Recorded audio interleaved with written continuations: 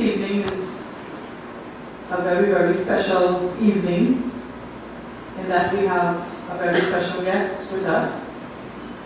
For the past weeks, we have been inviting devotees because this is a very memorable occasion for our Trinidad Yatra. We have with us this evening a very, very special young man in the person of Sauri Prabhu.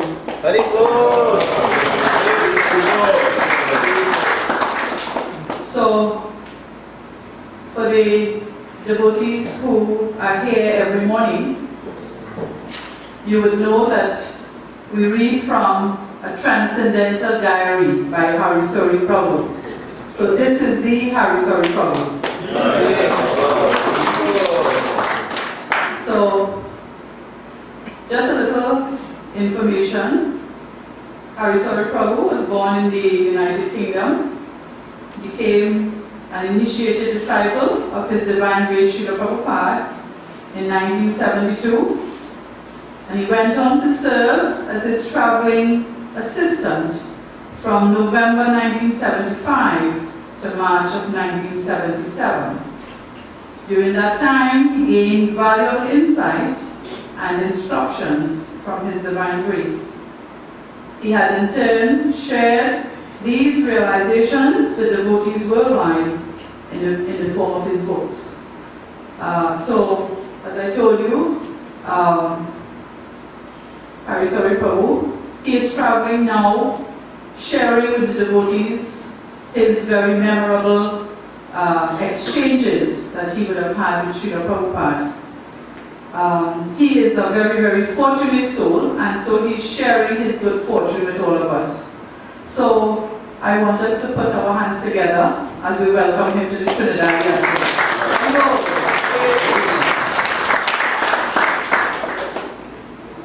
Sauri Prabhu. So I will now hand over to His Grace as we continue the program.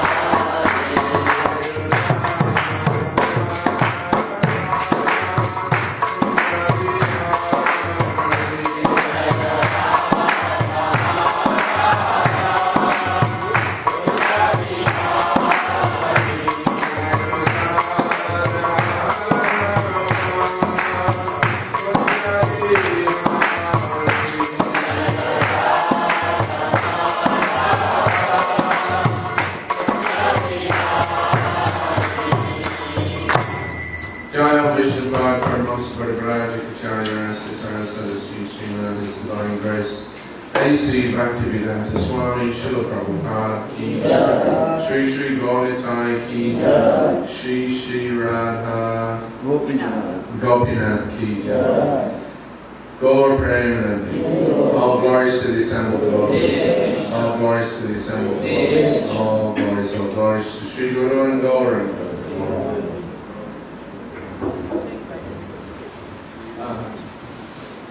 Devotees, can you all come a little closer? And those of you on the chairs, you can bring your chairs up also, so that we can fill at the front.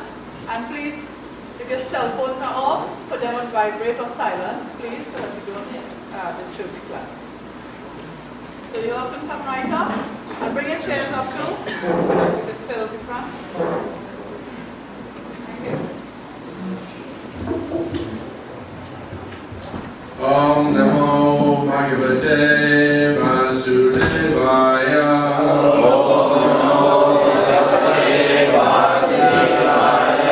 Om Namo Bhagavate Vasudevaya. Om Namo Bhagavate Vasudevaya. Om Namo Bhagavate Vasudevaya.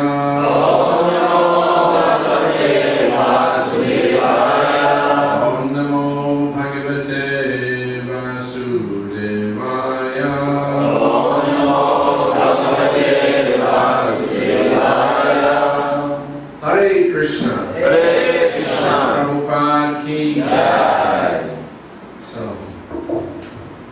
Thank you all very much for coming. I'm very happy to be here for my first visit to Trinidad. I hope it won't be the last. We talked about it, Rajeshi and myself in Mayapur, actually 3 or 4 years ago, but nothing happened. But this year I was doing a tour of America, so it seemed to be a good opportunity to come here and visit for the first time. So thank you all for turning out. When I travel, normally I give a seminar. It's called Srila Prabhupada, the Living Bhagavatam. So that's based on a diary that I was keeping when I was traveling with Srila Prabhupada, as Mataji mentioned, from November 75 through March of 1977, about 16 months altogether. And I had another couple of months with Prabhupada later in 1977, but as a GBC secretary rather than as a servant. Anyway, whilst I was traveling with Prabhupada, somehow or another Krishna gave me enough intelligence to keep a diary. Initially, when I got to Delhi in late November of 75, Prabhupada had just arrived there the same day. I had been serving as the temple commander in the newly opened Krishna Balaram Mandir in Vrindavan.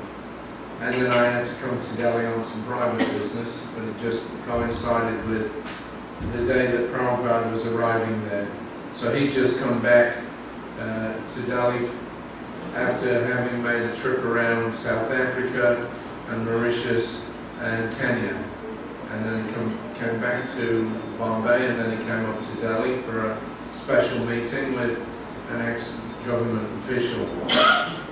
So he was in a little bit of a unusual situation in that when he had gone to Africa, he saw there were so many problems there. So when he arrived back in Bombay, he told his secretary, Brahmananda, who happened to be the GBC for Africa also, that he should go back to Africa and sort out the problems that were there. So that meant immediately his secretary was gone. But Hazadutta was in Europe, so he was called to come and join up with Prabhupada when he came up to Delhi. But then, as far as Prabhupada's servants were concerned, somehow or another, although there were 4 former servants there in India at the time, none of them were available. Prabhupada had gone to Africa, South Africa, Mauritius, and when he came back, then Navi Yogendra, who later on was to become a sannyasi, he was there in Bombay, and Prabhupada told him that he had to go back to Africa with Brahmananda. And also there was another devotee, Nanda Kumar. He was one of the early personal servants of Srila Prabhupada. So he had, actually he was Prabhupada's personal servant when I first saw him in 1972 in Sydney. Anyway, somehow or another, he had a few ups and downs. When Prabhupada saw him in late November, 75 in Bombay, he asked him, "What are you doing?" So he said, I've got this business selling herbs. So he was getting Ayurvedic medicines and selling them in America. So Prabhupada said, "If you do this business, you'll go to hell." I'm not exactly sure why Prabhupada said that, but I think there was a hint there that some of the herbs that he was selling were not exactly legal.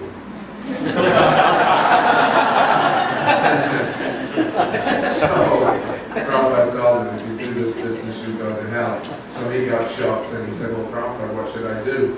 So Prabhupada immediately said, "Take sannyas." So he and Navi Yogendra were given sannyas in early November and sent with Brahmananda to Africa. So when Prabhupada came up to Delhi, he didn't have a secretary and he didn't have a personal servant.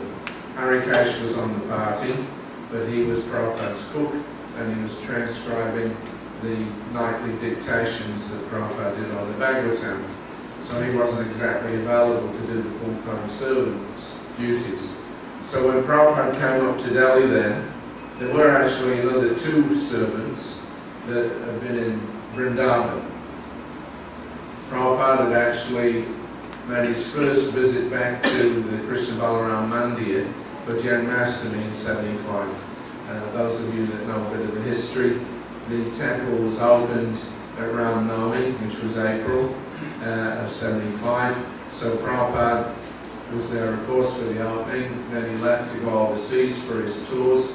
And then when he came back, then he stayed for 3 weeks from just before Janmashtami through Radhastami, and it was his first visit back there to the newly opened temple. And of course he was very concerned to see that it was going on nicely. So when he came for Janmashtami, he had quite a big personal party. He had his secretary, Brahmananda, Nitai Das was doing Sanskrit editing, Upendra Prabhu was his personal servant, Harikesh was doing the cooking and transcribing. So when Prabhupada left to go to Africa, then Nitai and Upendra remained behind in Vrindavan. Nitai wanted to take up the development of the Gurukul. There was a new Gurukul just being opened then. And he also was interested in deity worship, so he wanted to see if he could help establish a proper standard. So he stayed behind in Vrindavan, and Upendra stayed behind because he was waiting for a ticket to go to Fiji. He had been in Fiji as early as 1970 or 71, and he would come and go between there and Australia. Later on he joined up with Prabhupada's party in 75, but after 3 months then he wanted to go back to Fiji. So he stayed behind in Vrindavan, and Nitai stayed behind.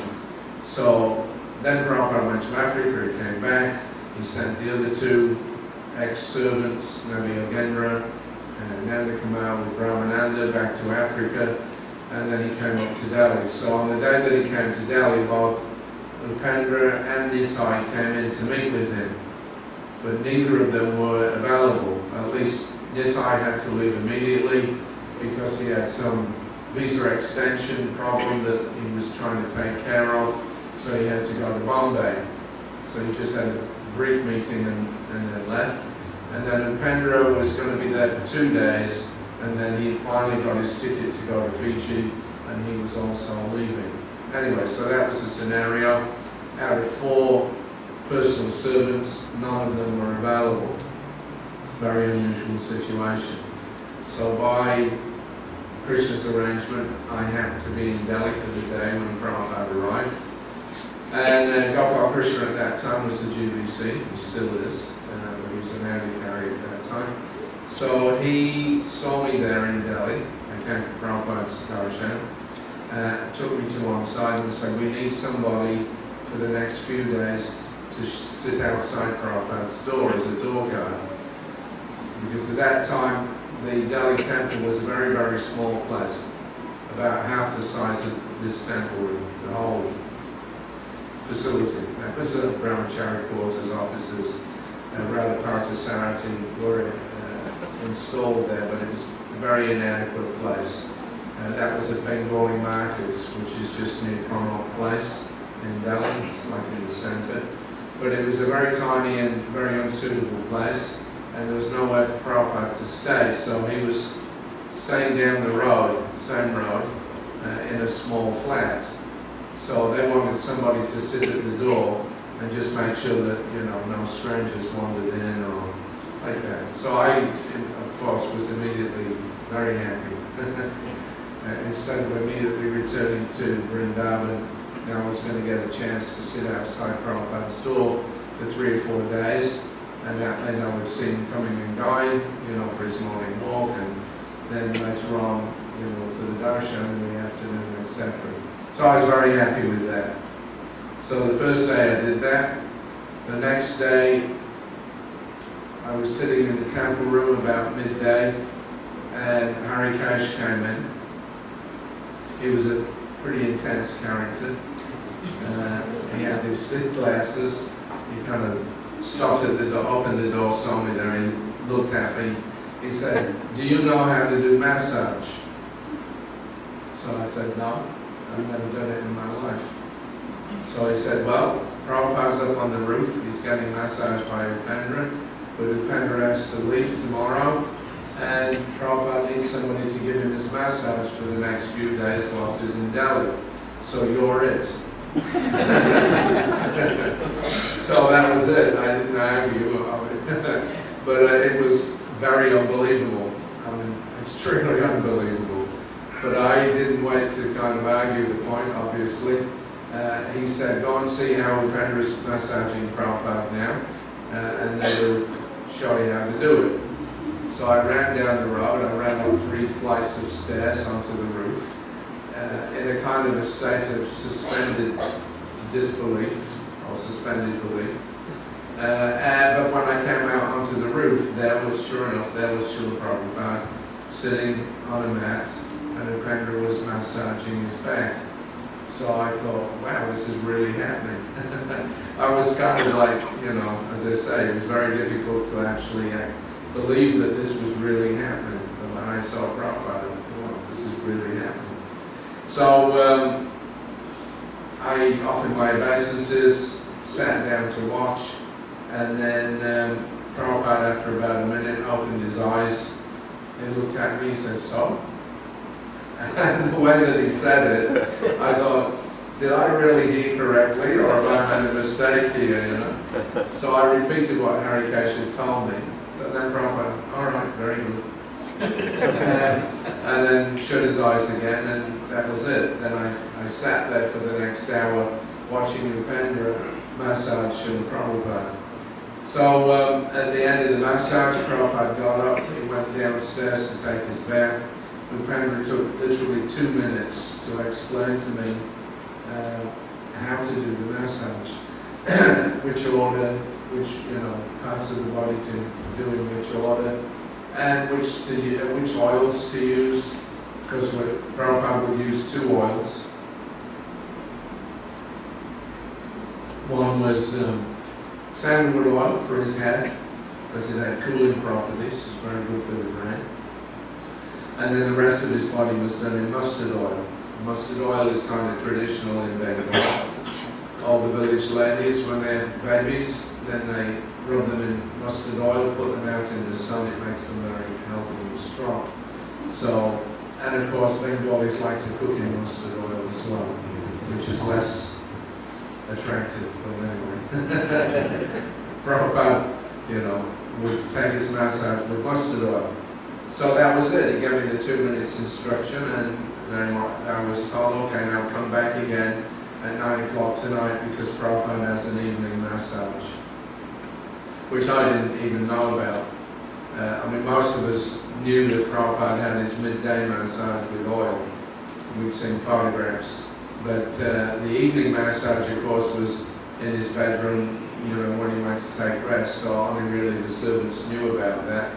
And I certainly never heard about it. So anyway, later in the day I came back for the darshan. Then I was kicked out of rooms by Harikesh at the end of that. Then I came back at 9 o'clock. And it was like a whole different realm in one sense. We had always seen Srila Prabhupada in a very formal setting. At least I came from Australia, and we were very fortunate that Prabhupada came for 1 week a year, every year from 71 through 76. So we got to see Srila Prabhupada, for that week. But of course we would see him either on the Vyasasam, receiving Guru Puja and giving class, or we would, if you were lucky, you could get out on one of the morning walks. But it was always a very kind of formal atmosphere. But now when I went into Prabhupada's room, at 9 o'clock at night, Prabhupada was relaxed, the darshan was over, he was chit-chatting with Hamsadutta and Harikesh, I think was cooking him a little snack before he took rest. And it was just very open and warm and friendly and less formal. So it was very nice. And then about 9:30, after Prabhupada had a glass of hot milk, then he stood up and went into the bedroom. Upendra followed, and then he signaled for me to follow also. So we went in the bedroom, Prabhupada laid down on the bed. That, as I say, was the small place in Delhi that we had, so there was just a single bed. One of those wooden frames with the ropes strung across and a mattress on the top. Charpoy is something they call them. Charpoy. Anyway, so Upendra was stood at the side. Prabhupada was fully dressed, and he would take a evening massage, dry massage, just from his hips, his thighs, his calves, and his feet. because of course Prabhupada spent a lot of time just sitting cross-legged in his room, and so his blood circulation was a little bit slow, so that massage would help with that. So I watched this Upendra in the dark. I mean, there was enough light to see, obviously. Upendra massaged up and down Prabhupada's legs and his feet, and then he told me, now, for this massage, you have to keep going as long as Prabhupada, or up until Prabhupada tells you to leave. He said the first time I did this massage, and Upendra had been Prabhupada's servant in 1967, he was one of the very first personal servants. So he said the first time I did this massage, Prabhupada fell asleep. So I thought, no, Prabhupada's asleep, so I finished now. So he said I was just going out the door, and then Prabhupada's voice came in the darkness, said, oh, you were finished? So he said I had to go back and keep on going until Prabhupada told me to stop. So anyway, that first night, after 10 minutes, Prabhupada just, that was it. That was the signal, okay, you can finish. So then I was let out the flat, very exuberant at the prospect that the following day I was going to be actually massaging Srila Prabhupada. So I thought, now this is such a rare occurrence. It was only meant to be for 2 or 3 days until Prabhupada met with this government man, and then when the plan was that he would go to Kurukshetra for 1 day, and then from there he would go back to Vrindavan for about 10 or 12 days. And Harikesh had already made an arrangement for somebody else to take up the massage when we got to Vrindavan. So I was there for like 2 or 3, 4 days, that was it next.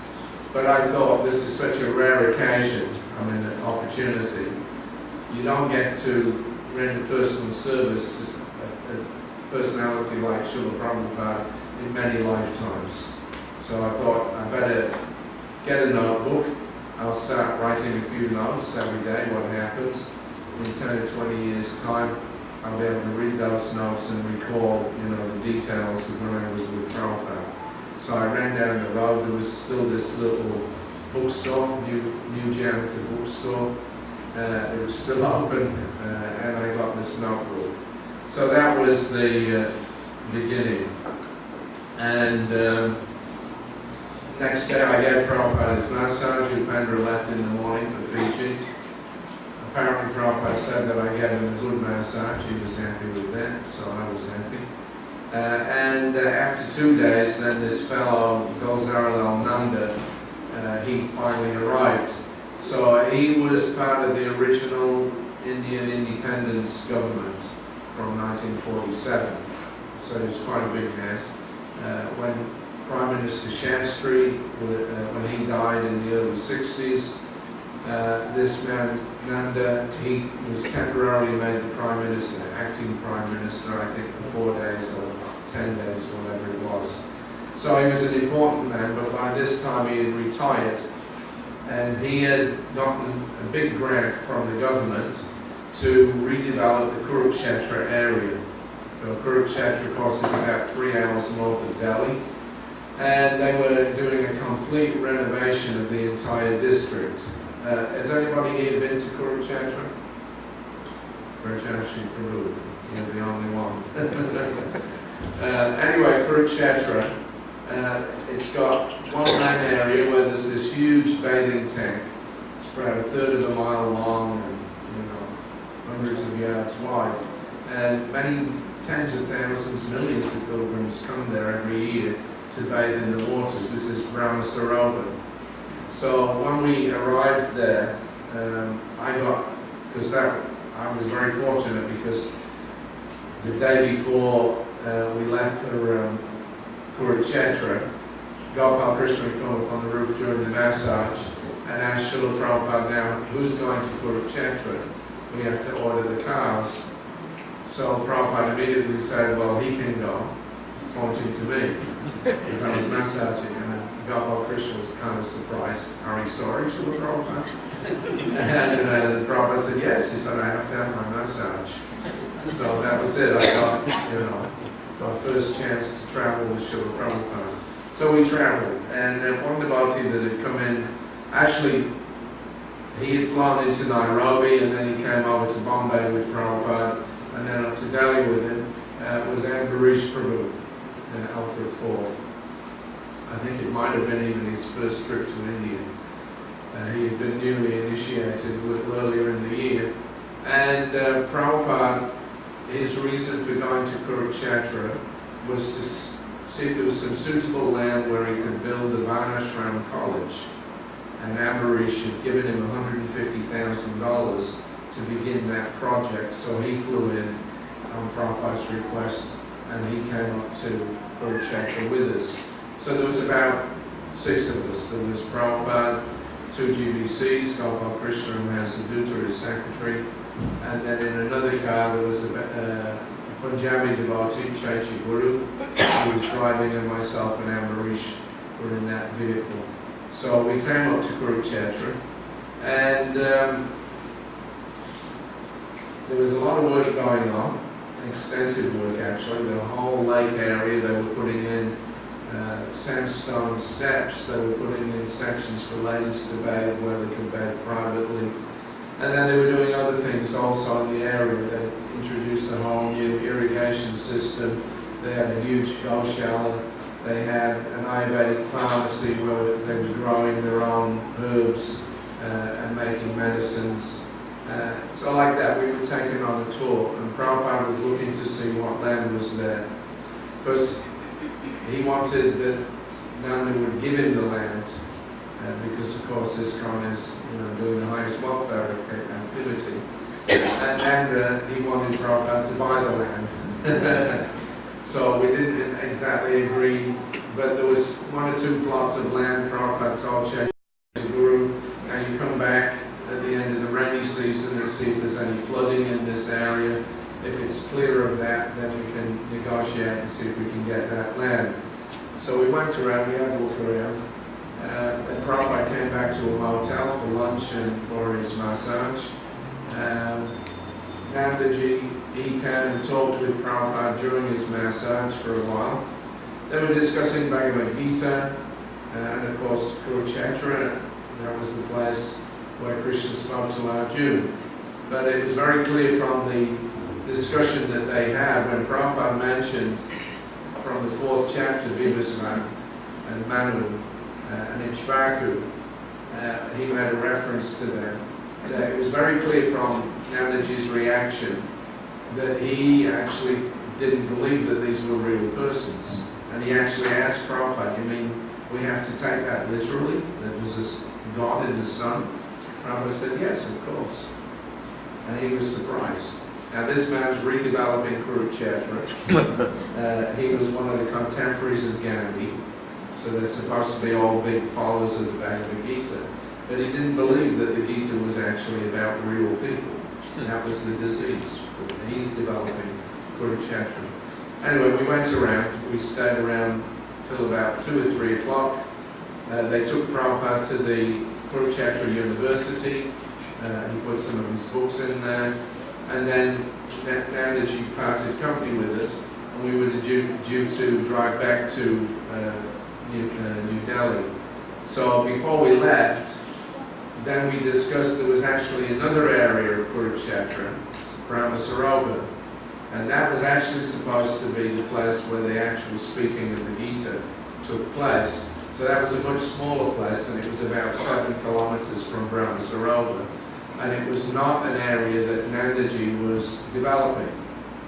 So we decided to go and check that place out as well.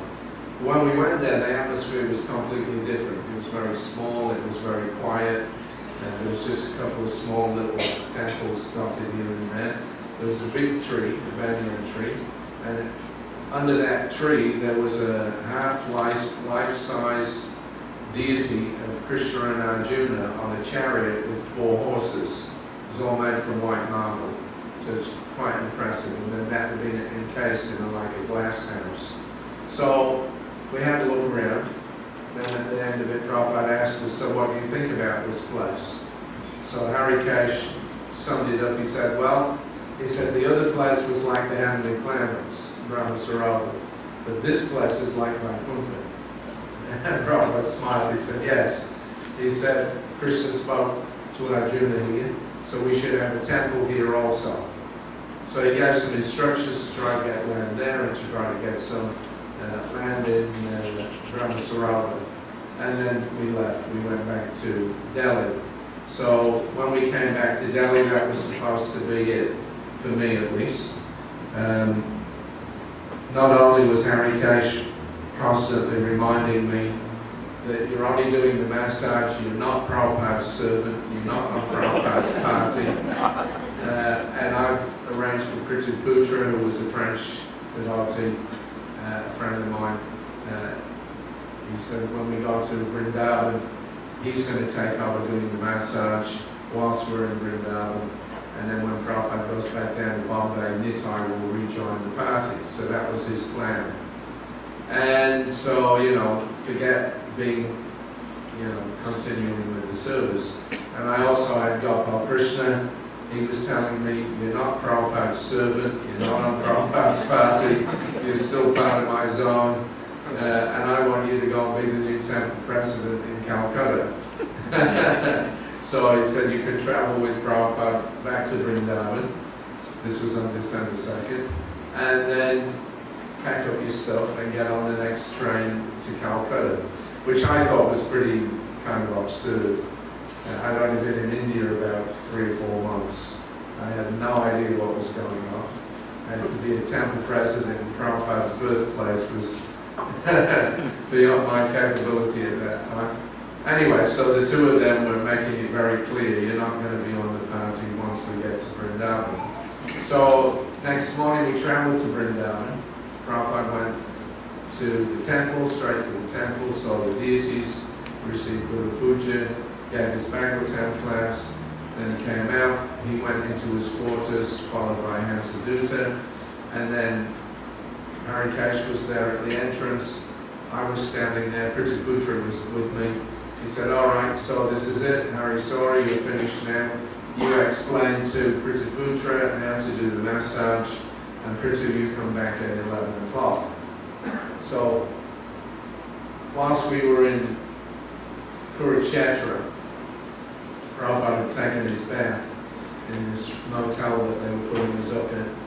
And I'd gone in later on to clean up, and I didn't know that Prabhupada had bathed in his gamsha and then dropped the gamsha in the bucket that he was bathing from.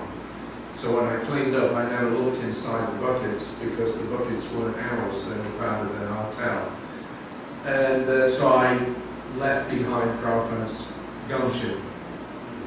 So the next morning when we were in Vrindavan, I took Prithuputra with me to Loi Bazaar. I bought a new gamsha for Srila Prabhupada. And of course Prithuputra was as excited as I was at the prospect of massaging Prabhupada. And I was not unhappy at all. I mean, I had been given a chance to do something that I couldn't even dream of. And I'd had 3 or 4 days. I traveled with Prabhupada to Kurukshetra, so it was all amazing stuff. So I was perfectly happy. So we came back to the temple, and when we got off the rickshaw at the side entrance opposite Prabhupada's rooms, Harikesh was there, and he was looking around the glum. And so he shook his head. He said, I told Srila Prabhupada that Prithu was going to do his massage, and Prabhupada got angry. And he said, no, why are you changing? He said, he was doing all right, meaning me. And if you keep on changing, then that directly affects me because, it's for my massage. So he said, I like his massage, so you keep him on, why are you changing? So Harikesh had to apologize to Prithu, and I'm sorry Prithu, but you can't do it. And of course, he immediately, his heart sunk. I was jumping up and down. I was very, very happy. And then Harikesh told me, he said, so Sauri said, now, not only has Prabhupada said that you should continue giving the massage, but that I should give you the whole servant's duties. So he said, get your suitcase and move in. So that was it. I, moved my few belongings, possessions into the little servant's room. those of you that have been to Vrindavan, who's been to see Prabhupada's quarters? Not so many. Well, you have to start arranging for these devotees to start visiting the dhams. Anyway, you go in, there's a big sitting room where Prabhupada would have darshan and where he would work at night. And then there was a very small room at the back of that where the servants stayed. So I moved in there. And Harikesh showed me the contents of Prabhupada's suitcase. He explained how to pack it, what things he needed for travel, etc. He showed me where all the different, paraphernalia was for his lunch and bathing and all these different things. And then I gave Prabhupada his massage. We went into the back garden. This is Arti there. What time do you have Arti? Right now? Alright, well we'll continue with, shall we stop for Arti or are we continuing? No, it's not what I prefer, it's what you prefer. Raj, you tell us what are we doing here. Are we stopping for Arti or are we going to continue with the Prabhupada Patel? If you want to take a break and continue after. You tell me, I'm your servant. Depends on how much time you want to go. I can talk till midnight. Maybe we should take a half an hour for the RT and then we'll continue. Okay, very good. So to be continued.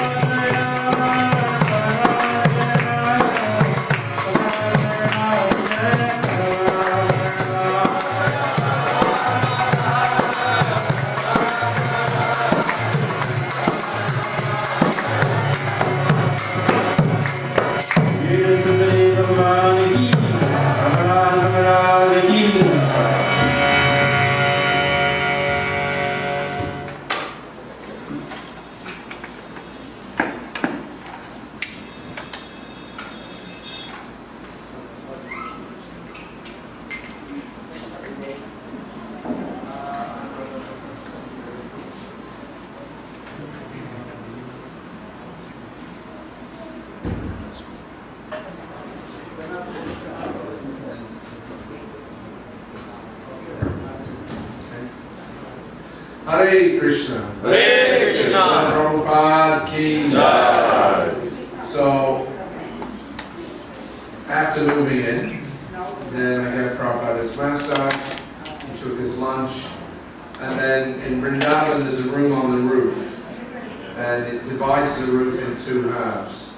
When you first go up, there's a covered veranda, and you go through a room. There's a door on either side, and when you go through the room on the back side, then there's an open veranda. So Prabhupada liked to go up there after lunch or even breakfast, and he would take rest for an hour, and then sit quietly sometimes, or sometimes come down again. So this first day that is Prabhupada's full-time servant, I went up onto the roof with Srila Prabhupada after lunch. He entered into the room, and just outside the door on the veranda there was a small mat. So he pointed to that. He said, "Now I'm going to take rest for an hour." He said, "You sit here." He said, "Now your only business is to be with me 24 hours. So that was my first direct instruction in my new service, to be with Prabhupada 24 hours. So I took that to heart as much as I could. During most of the period that I was with him, I always try to make it my business to make sure that I was always in Prabhupada's room whenever he was meeting with anyone or whatever was going on. Anyway, so Prabhupada took rest for an hour, and then afterwards he came down. He was sitting in his darshan room, and just quietly chanting japa. So then, as I was sitting looking at him, because for me this was a new experience, just being alone with Srila Prabhupada in his room and, watching him chant. I just had this very powerful realization of who it was, not necessarily who it was, but the extraordinary character that Srila Prabhupada was. So I wrote that down in my diary. I'm going to read that a little bit, that realization. This was December the 2nd, 1975, in Vrindavan. So we were sitting there. It is extremely pleasurable to be with Srila Prabhupada during these quiet moments. He is gentle and mild in his manner, and completely fixed and steady in his devotion to Krishna. He has tremendous strength and force, but is devoid of passion. His presence is totally dominating without being at all domineering. His mind is steady and his senses are controlled effortlessly. His intelligence is perfectly clear, and he knows how to act and how others should act in every situation. His presence thus makes spiritual life a reality. Watching him today, it struck me that he is a living, breathing Bhagavatam. Whatever description of Krishna is in his books, of Krishna consciousness is in his books, he himself is that. Reading his books brings gradual realization, but what is understood in perhaps several lifetimes of study can be understood on a second-to-second, minute-to-minute, day-to-day basis in Prabhupada's personal association. I have therefore resolved within myself to learn as much as I can, whilst I have this matchless opportunity to observe him closely. Simply watching Srila Prabhupada in his daily activities, how he deals with devotees, how he responds to different situations, how he preaches, how he manages the worldwide affairs of his ever-expanding society, how he relaxes, how he continually pushes forward the movement of Lord Chaitanya, and how absolutely every facet of his being is fully Krishna conscious. Seeing this, it's quite feasible to understand the full import of the sacred scriptures. By studying and preaching, one may make steady advancement. But at least for me, although I have full faith in Krishna consciousness, many ideas and principles are still only intellectually perceived, but not yet fully realized. But by observing Srila Prabhupada, I can see that they are a natural, integral part of his very being. So that was a very powerful realization. I mean, theoretically we knew it anyway, but to see Srila Prabhupada just sitting there, very quiet, very humble, and realize that everything that's in Prabhupada's books is fully manifest in his consciousness. You know, that he's realized everything that he's put in there, the whole Bhagavatam, the Gita, you know, the Chaitanya Charitamrita, the Nectar of Devotion, everything that we read, we read one verse a day, and that'll take us lifetimes to get through everything in Prabhupada's books. Instead, if you study just one verse every day, it'll take you 50 years just to finish the Bhagavatam. But Prabhupada, was the vehicle through which we were getting there.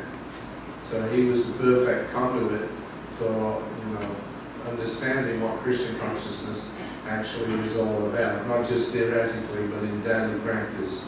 So my idea with this seminar series, Prabhupada the Living Bhagavatam, was to present different aspects of Krishna consciousness, like chanting, cleanliness, deities living in the Dham, association, cooperation, health, etc., etc. So about 8 or 9 different topics.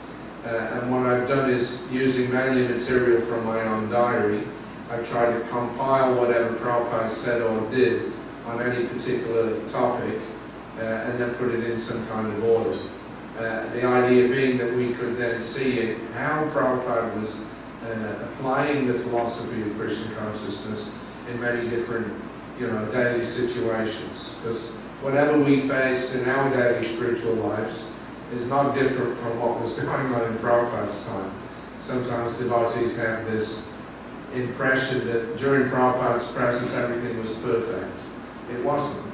It was just as imperfect as that it appears to be now.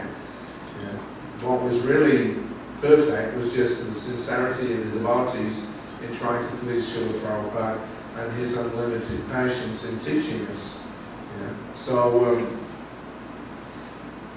as we look into Prabhupada's daily activities, it gives us a chance to get deeper realizations in a very practical way.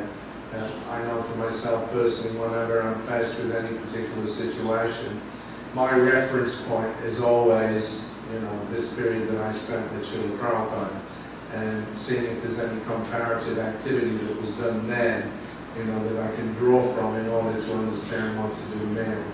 So that's my reference point. And for any devotee, of course, Shastra, Bhagavad Gita, Bhagavatam, those are our reference points for understanding how we should act in any particular, circumstance. But when we see somebody, the Gita was spoken 5,000 years ago to Arjuna, Chaitanya Tritamrita's 500 years ago, the Bhagavatam was, millennium. So how to do things in our time, place and circumstance. Prabhupada provides us that insight, very practical, how to become Krishna conscious in the middle of this industrialized manifestation of Kali Yuga. So it's very important for us to know, to delve deeply into the life of Srila Prabhupada so that we can see what it means to be a pure devotee of the Lord. So that was my first realization there as Prabhupada's new servant. Now this idea of the living Bhagavatam came up a bit later on from Srila Prabhupada himself. We were in France, this was in early August of 1976.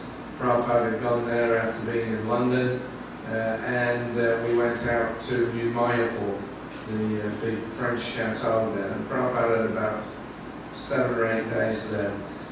So just before we went to France, Bhagavan Prabhu at that time was the GBC in Southern Europe and also in charge of the BBT there.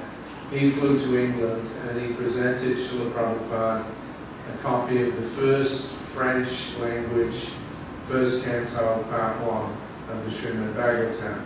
So it was a very nice production. Prabhupada was extremely pleased with it. And they'd done something a little bit unusual. They put some photos as well as paintings in the Bhagavatam. Now Prabhupada, in the Chaitanya Tritamrita, which had come out in 75, there was a lot of photographs there of different, holy places and tirthas. But the standard for the Bhagavatam, at least in the English, there was just paintings of different leelas and pastimes. But in the first French edition, they put a couple of photos in. And one or two of those photos were from Prabhupada's rooms in Radha Damodar in Vrindavan. I had a little experience with Prabhupada at that time when he got that Bhagavatam. He chatted for a while, then all the other devotees went out of his room, and there was just myself and Srila Prabhupada. And I pointed out to him that there's these photos of your rooms in Radha Damodar Mandir. So Prabhupada was interested, let me see. So one picture was showing the kitchen, and in the kitchen where Prabhupada used to cook and eat, there was, from the opposite wall, this grill, jelly wood. And through that, Prabhupada could see Rupa Goswami's Samadhi Mandir and Bhajan Kuti. And he would sit there and meditate on that. So I had been told when I first joined the party by Harikesh that there was some incident in Vrindavan when Prabhupada had a personal darshan of Rupa Goswami and had received some instructions for preaching.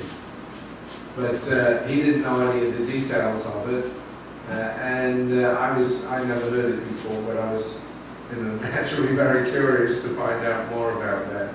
So I was always thinking, now how do I bring this topic up? because you can't just walk into Prabhupada's room and say, hey, can you tell me about the time you spoke with Rupa Goswami? He's not going to say anything. So I always had it in my mind that if I got the opportunity at some point, I would ask. So this was the opportunity. Prabhupada was relaxed, it was just the two of us. He was very happy because of this new Bhagavatam. And these pictures were there, and he started to reminisce a little bit about his time in the Radha Damodar Mandir. And he told me how originally one of those rooms had been occupied by some gentleman. He was paying 3 rupees a month. Then the Radha Damodar managers, they offered 2 rooms to Prabhupada, but they were kind of broken down, had to be fixed up. So he had to spend money on that. So they told him, you take these rooms, give whatever you like. So he said, so the other man was giving 3 rupees, so I decided I'll give 5 rupees. And he said, nowadays I'm paying them 10 rupees. That was in 1975 or 76. Now we have to pay, lakhs and lakhs. Anyway, that's another story. But at that time, anyway, Prabhupada was keeping up the rent, and we were still using the rooms, at least for devotees to come and visit. So Prabhupada was in this nice open mood, talking about Radha Damodar, and I pointed out this is the window you could see Rupa Goswami's Bhajan Kutir. Prabhupada, yes. So I thought, this is it, this is my chance. So I asked him, I said, well, I heard that when you were living there that Rupa Goswami appeared to you and gave some instructions for preaching. So Prabhupada's mood immediately changed. And he said, everybody knows that. And then he changed the subject. So I couldn't get any further information, but at least he did confirm that incident that Rupa Goswami had actually appeared to him at the Radha Damodar. I never heard another word about that for many years. I think maybe about at least 20 years. And then in the mid-1990s there was a book that came out. It was a series of interviews with with contemporaries of Srila Prabhupada, people that knew him before he started ISKCON. That was a special feature. So one of the gentlemen that was interviewed there was a Gopal Chandra Ghosh. At that time he was the head of the Vrindavan Research Institute, which is just 2 blocks away from our Krishna Balaram Mandir. And at the time when Prabhupada was living in the Radha Damodar rooms there in the early 60s, this fellow was about 20 years old, so he was a student. So he would come and he would offer his obeisances to Srila Prabhupada, and sometimes he would even chit-chat with him. And so he told this story in his interview, how one time he'd gone there and Prabhupada was looking quite ill, like he got a flu or something, and he was all rubbed up with blankets. So then the next day he came and he saw that he was completely recovered. He was bright and shining and happy and in a good mood. So he thought, something has happened. What happened? So he asked Srila Prabhupada what happened. How did he get over that illness so fast?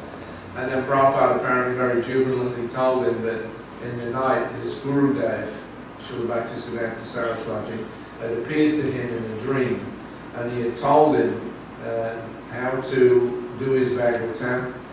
He had told him to take shelter, and all the acharyas, all the previous acharyas, will give you help. The 6 Goswamis and everybody else will give you help. So Prabhupada apparently said that I have received the power from my Guru Maharaj to do this work. Said I was in too much anxiety about translating this Bhagavatam, but now I've been given the power by my Guru Maharaj. So then later on, Gopal Chandra Ghosh again went to the Radha Damodar, and he saw Srila Prabhupada was in a very kind of ecstatic mood. He was chanting very intensely, and tears were coming from his eyes. So again, he understood something had happened. And so he asked Srila Prabhupada what is, he felt there was some secret there, in his bhajan. So he asked Srila Prabhupada what had happened. So at first Prabhupada wouldn't tell him, wouldn't say, but he persisted a little bit. So then Prabhupada told him that in the night he'd been chanting in front of Rupa Goswami's samadhi, and these three brilliant personalities appeared before him, two of them older, wearing just kopin and beads around their necks and japamala, and very beautiful, very effulgent personalities. So he understood this is Rupa Goswami and Sanatana Goswami. And then behind them there was a much younger sadhu who was very, very beautiful, like a lotus, eyes like lotuses, and that was Jiva Goswami. So the three of them instructed Prabhupada about his future preaching in the West. So, very, the depth of Krishna consciousness that Prabhupada was in, we can't even conceive, and we can understand from this incident how Prabhupada was specifically empowered by all the acharyas, especially the Goswamis, to go out and preach Krishna consciousness, and why he was so successful. Yeah. Anyway, so Prabhupada, he was down in New Mayapur in 76, in early August. This Bhagavatam had just come out.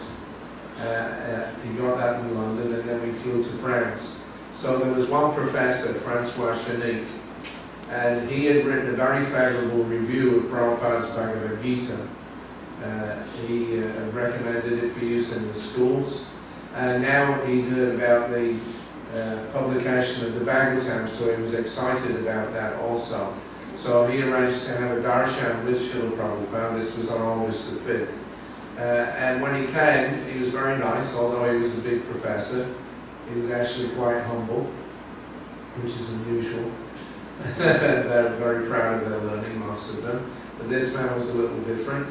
And he actually came into Prabhupada's room wearing a dhoti. He had japa beads around his neck and tilak. And his daughter was traveling with him. She was, I guess, in her early teens.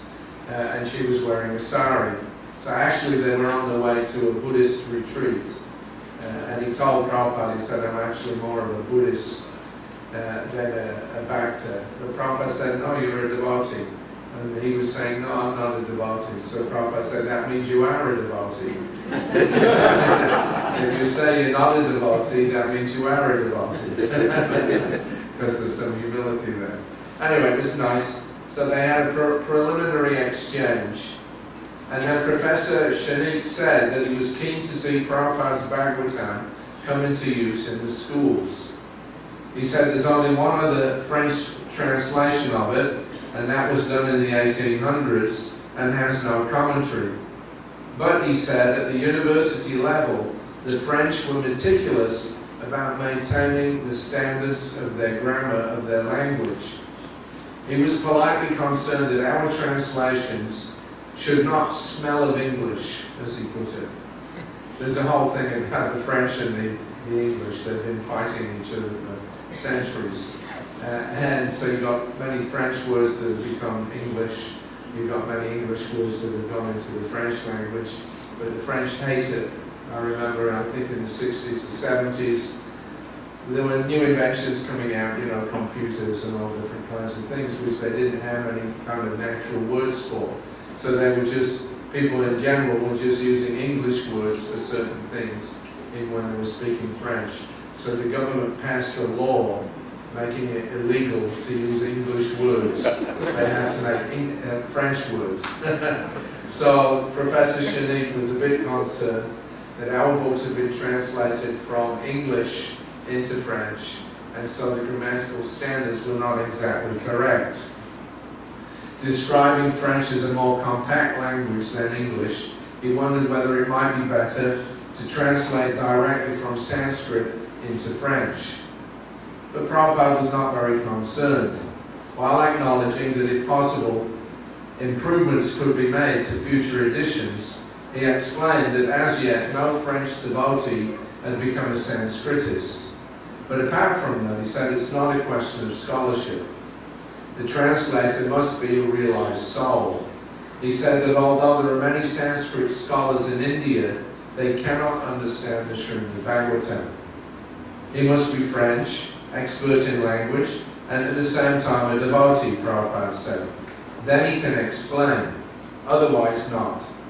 Chaitanya Mahaprabhu's secretary, Sauri Dasa, he asked Bhagavat Parigiya, Bhagavat Stane, go and study the Bhagavad from the Bhagavad. So I have discussed this in the beginning of my translation of the Bhagavad. So Bhagavad, that is the limit of education. Vidya Bhagavata Vadi. One has to study and take his education up to the Bhagavatam. That means that if he understands the Bhagavatam, he has finished his education.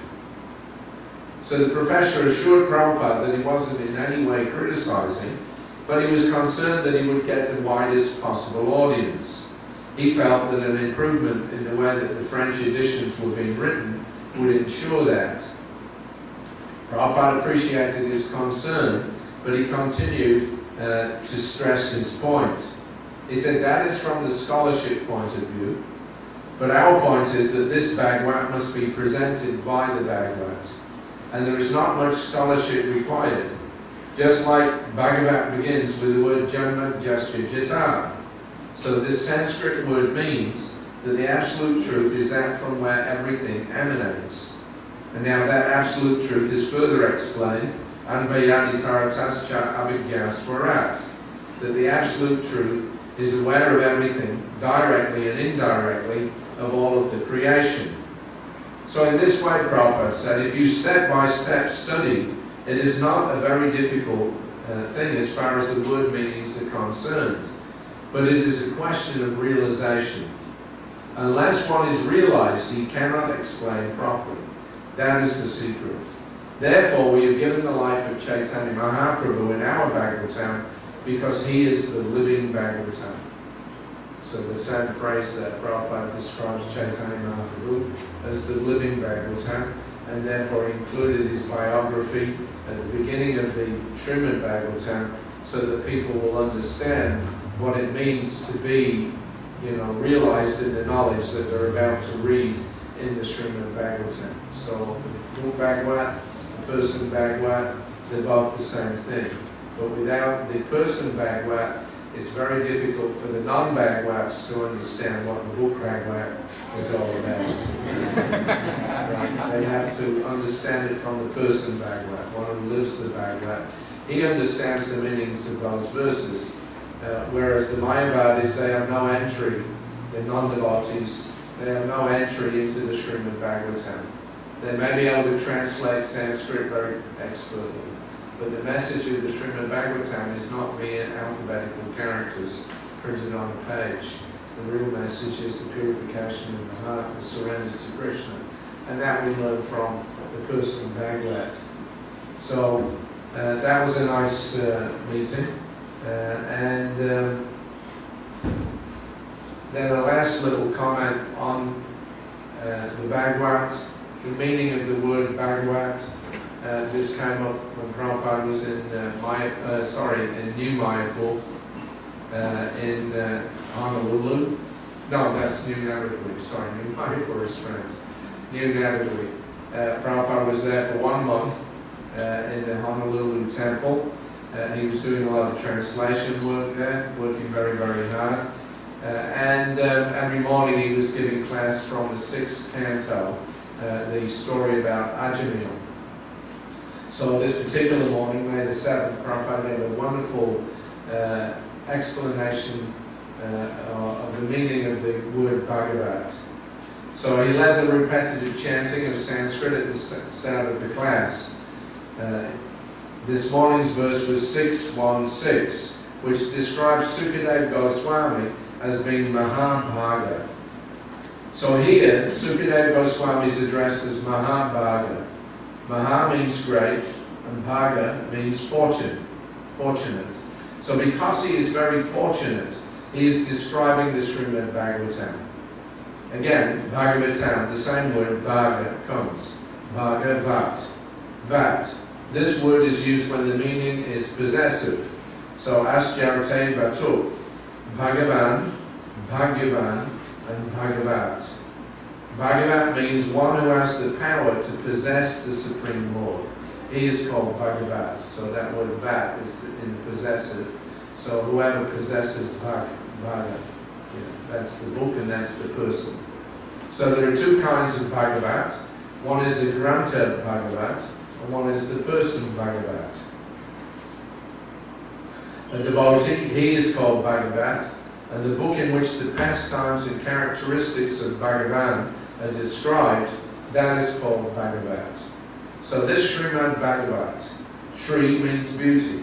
So again, Vat, Bhagavat, Shrivat. Shri means very beautiful. So in every sloka you will find it is very, very beautiful. 5,000 years ago these verses were written. There is no comparison. Nobody can write such literature even up to date. It was written by Vyasadeva, Veda Vyas.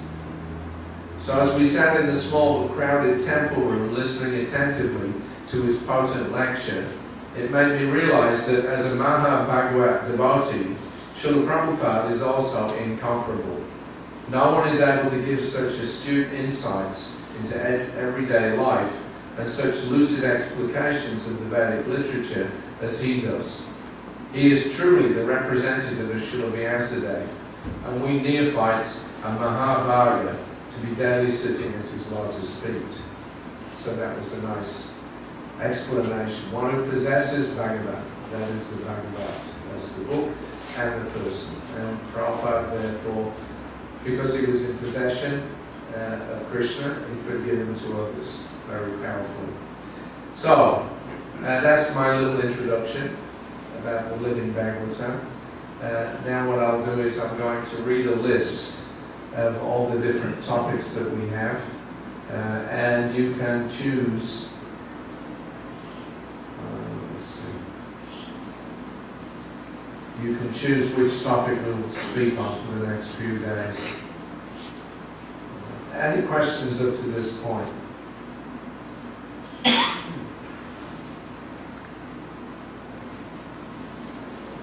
Anybody have any questions? Yes? When something like a spiritual master, you see them as good as God. Yeah. But is there still like a fine like between God and spiritual master? The question is that we're advised to see the spiritual master to be as good as God. But is there a kind of like a fine line dividing between God and God's representative? Yeah? Is there a difference? Yeah, how to go about that? How to go about recognizing that difference? Yeah. Yes. Yes, on the one hand we say that everything is one, and on the other hand we say that it's all different. That's called the Chinchi Veda Veda Takla. So the spiritual master is understood to be Chakshadari, means directly the Supreme Personality of Godhead. But he is the servant to Godhead, and Krishna is the served. That's the difference. So the pure devotees of the Lord are not different from the Lord. They can be empowered by him to do anything. Just like Prithu Maharaj, he was actually a Jivatma, but he was empowered. Yeah. So in the same way, the devotees of the Lord, they have power according to whatever is manifest within them by Krishna himself. They directly represent him. So they're not God himself, but they're as good as God, because they only do whatever God wants. And they act as an instrument through which Krishna can manifest his desires. When Krishna comes, he doesn't just come by himself, he comes with a whole entourage. And that entourage serve him, and they act as conduits so that the mercy that he's giving the conditioned souls can be spread as much as possible. And especially in the case of Chaitanya Mahaprabhu, there's no offences considered in the worship of Guru Garanga. That's a special concession for this age of Kali. Lord Chaitanya's appearance at the Mahaprabhu Krishna Prema Pradayata has been very, very magnanimous in spreading Krishna Prema to anyone and everyone. So,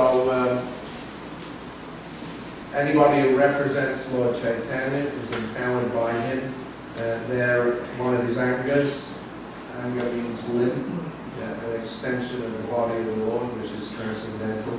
And certainly Srila Prabhupada was an exceptionally empowered personality. His future activities were already predicted.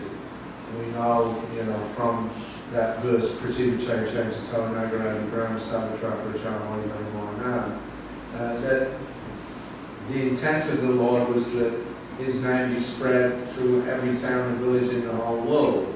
But who will do that? Chaitanya Mahaprabhu, he preached in India, but he never went out of India. And this argument was actually leveled at Srila Prabhupada in early 1976. We were on a morning walk in Nellore. Some of the devotees had been preaching in Japan, and there were some problems there of various kinds, and it attracted some bad publicity. And so in India, it was printed in the newspapers that this ISKCON Hare Krishna, Western devotees, they're causing a disturbance. So there was one big guru. He was having an open meeting, and then he was criticizing the devotees that, these ISKCON people, they're black sheep. That phrase in English. Sheep are normally white, but if you get one black sheep, he stands out. So, he's an oddball. So in the same way, we were the black sheep of the Hindu family, if you like. So one of the criticisms was that if Chaitanya Mahaprabhu wanted, this movement of his to be spread all over the world, he would have done it himself. In other words, he's criticizing Srila Prabhupada for going out and converting, non-Hindus, if you like, and giving them the Brahmin thread and, initiation, etc. So that was the criticism, that if Chaitanya Mahaprabhu wanted to do it himself, he would have, if he wanted it doing, he would have done it himself. So then Prabhupada's reply was no, he said he left that for me to do. So that is Krishna. It's not that, obviously as God he can do anything and everything effortlessly. And where do the devotees come into it? The devotees come because it's all about reciprocation, it's all about bhava, it's all about rasa, it's all about the exchange, the love between the Lord and his devotees.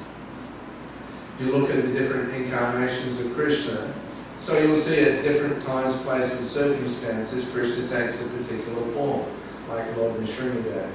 That's a special form. That form is not in the spiritual world, it's in the material world for that particular pastime.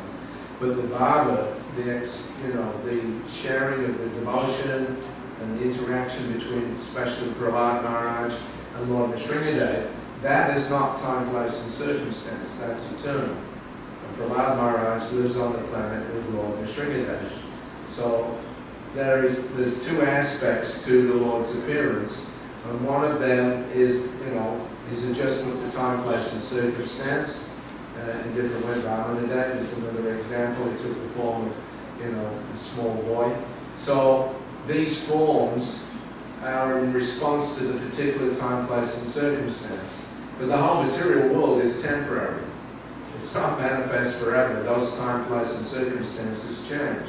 So, in one respect, the leelas of the Lord that he manifests in the material world can be said to be almost temporary in one respect. The time, place, and circumstance that they're enacted out of. But what's eternal about them is the exchange going on between the Lord and his devotees, because that's why he appears anyway. Everybody is his part and parcel. So he appears with, pure devotees, those who are extensions of his very self. But at the same time, he's reaching out to those devotees who have forgotten that they are actually part and parcel of him. That's the preaching side of things. So the devotees that come with the Lord, they enact the Lord's intention, his will. They know what he wants, and they go out, and that's part of the Leela. Otherwise, yes, okay, Lord Chaitanya could have spread the holy name all over the world if he wanted, but he left that for Prabhupada to do. Same with, the Battle of Kurukshetra, Krishna showed, all the people here are already dead, but I want you to kill them. Right? He's telling Arjuna, I want you and your brothers to do the actual killing. You just act as an instrument for me, and then, so they're indivisible. You can't separate Arjuna and Krishna, they're one. But they're two personalities. One of them is being served, and one of them is the servant. One is the server, and one is being served. So there's simultaneously one with some difference. So Krishna is Bhagavan, and the devotee is Bhagavat, one who possesses Krishna. So we can't separate them at any time. But at the same time, don't make the mistake of thinking that they're the same thing as well. They're different. Achincha Bhagavata. Is that all right? Okay, so to get back to the topics. So I've got a list of about 9 topics. I'm going to read through them. You can listen carefully. Pick out the one that you like. And then we'll read through them a second time and we'll take a vote. Whichever topic gets the most votes, it's the one that we'll talk about. Okay, so I need somebody to count the votes. Who's going to count? You're a school teacher. Yes. All right. Okay, so we'll go through the list. And we have the art of managing. It's an interesting seminar. It's a short one that I put together in Mayapur this year for the ISKCON Leadership Sangha. So the art of managing. Then the next one is association. So the aspects of association. Next one is book distribution. Next one is book writing. Prabhupada's writing is Bhagavatam, etc. The next one is chanting. These are alphabetical, they're not in order of importance. They're all important. Chanting. Then the next one is cleanliness. The next one is cooperation. And after that, deities. Then health. Living in the Dham. Prasadam pastimes. And that's the last one, prasadam pastimes. So I think that's about 9. So very quickly again, the art of managing, association, book distribution, book writing, chanting, cleanliness, cooperation, deities, health, living in the Dham, and prasadam. I know you can't remember all of those. How many of them we will be allowed to decay in What's that? the time that you will be with us? How many of them will be able to? How many of these? Well, one of these, usually the bigger seminars run for about 8 or 10 sessions. We've only got, what have we got? Tomorrow we're doing 2, is it, or 1? 2, morning and afternoon. And then on Monday and Tuesday, just in the afternoons. So, whichever ones we choose, but there's a couple of short ones like the art of managing that we can do in about 2 or 3 sessions. But something like chanting that goes on for about 10 sessions, so you wouldn't finish that. But anyway, pick whichever one you like. Could you describe a little bit what the one about association? Okay, I'll give you a little bit more background. The art of management, that means just look at how Prabhupada was managing things, all the different elements. I put together about 7 different aspects of management and how Prabhupada was exemplifying that. And association, of course, that's obvious. That's, Sadhu Sangha is the next important item. If you have faith, then, Adhoshvada and Sadhu Sangha, then to make advancement you need association with devotees. So some aspects on that. Book distribution, I'm sure you've heard a lot about those, things that Prabhupada said about distributing his books. Book writing is a look at mainly Srila Prabhupada's own writing, the effort that he put into that, the qualification that he had for doing it. Some of the things that are described there about Rupa and Jiva Goswami and so out and appearing to him. Then chanting, that one is in two main parts, one on Japa and one on Kirtan, or Sankirtan, some aspects of that. Cleanliness. Cleanliness is next to godliness. As Prabhupada said, he was very insistent that all of his temples be kept to a very high standard of cleanliness. So different aspects of not just being clean, but externally, but clean internally also. Next one is cooperation. Again, very vital aspect of Krishna consciousness. It's probably the highest principle of all the practices that we have, is to learn how to cooperate together. Because the feature of Kali Yuga is exactly the opposite of that. Fragmentation, argumentation, dissolution, no solution, as Prabhupada used to say. Resolution, revolution, dissolution, no solution. So, cooperation is a very important topic to understand. Then deities, Prabhupada installed so many deities all around the world.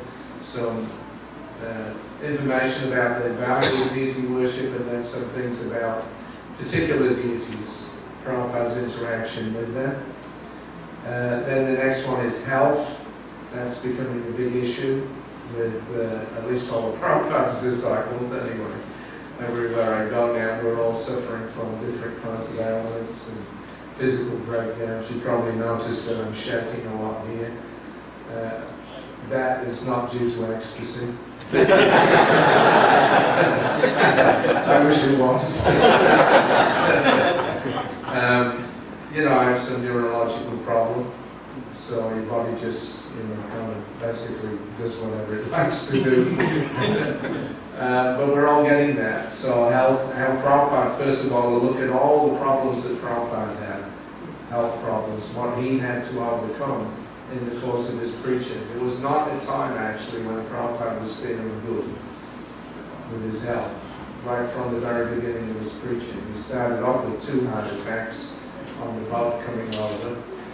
And he had all kinds of problems with his kidneys, with high blood pressure, his teeth, bad digestion. There were so many problems that he had to overcome. So how did he deal with that? And how should we deal with our problems as well?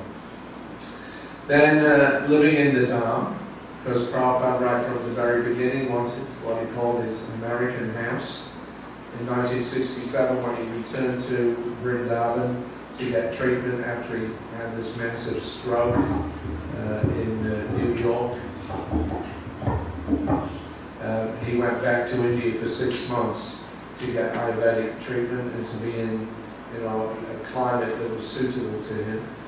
But whilst he was there, he didn't, kind of just go there and relax. He was looking actively at the properties so that he could make a place for his Western disciples to come. Because at that time, in 67, there was only some devotees in America, so he was looking for what he called his American house. And similarly in Mayapur as well, he wanted to establish something there.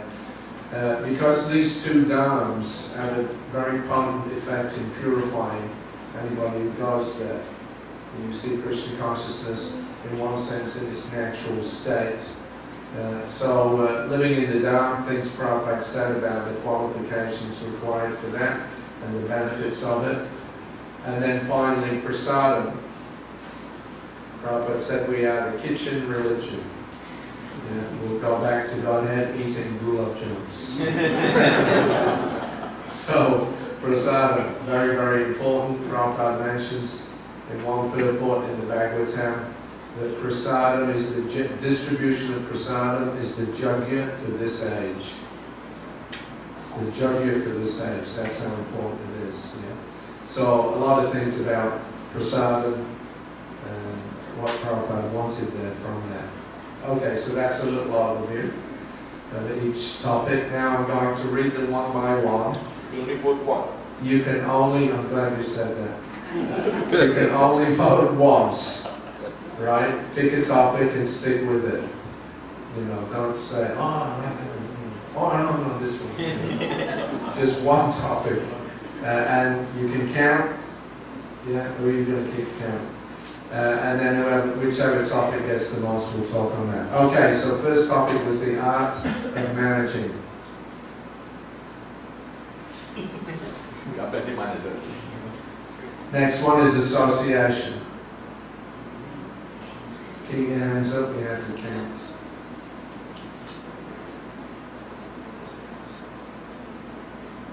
Right.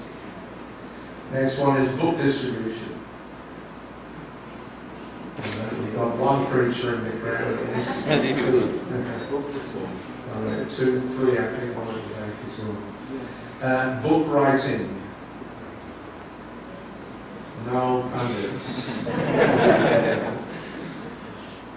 Chanting. Very good. 3 or 4. Cleanliness. Well, we've got at least 2 Brahmins. Especially mentally. Uh, Especially mentally, because sometimes, like Diamond, it's always busy and busy. So, well, if we talk about, yes, because if we settle on that topic, then you can tell us yes, your impressions. the total. Cooperation.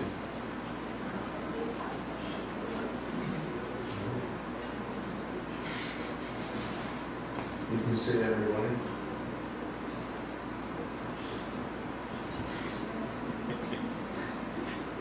Yeah. You almost reached it. Okay. Deities. Yes, she put it twice.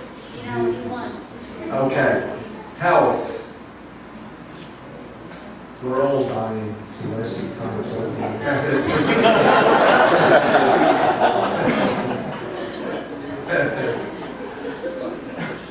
And then living in the Dharma. You just put your hand up for everything. And prasadam. Prasadam. Okay, so what have we got? 16 for association and 16 for chanting. No, sorry, cooperation. 16 for cooperation and 16 for association. Okay, so we've got an even split. Cooperation I didn't vote for association. and association. You're missing both. The ballot is closed. All right, so we've got 2 topics. Now you can forget about what you voted for before. You've got a choice of 2. One is association, the other one is cooperation. So everybody can vote for one of the 2. And so all those in favour of association.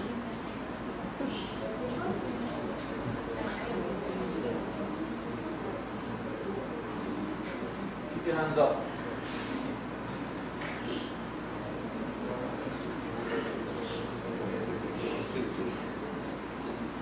Okay? And all those in favour of cooperation.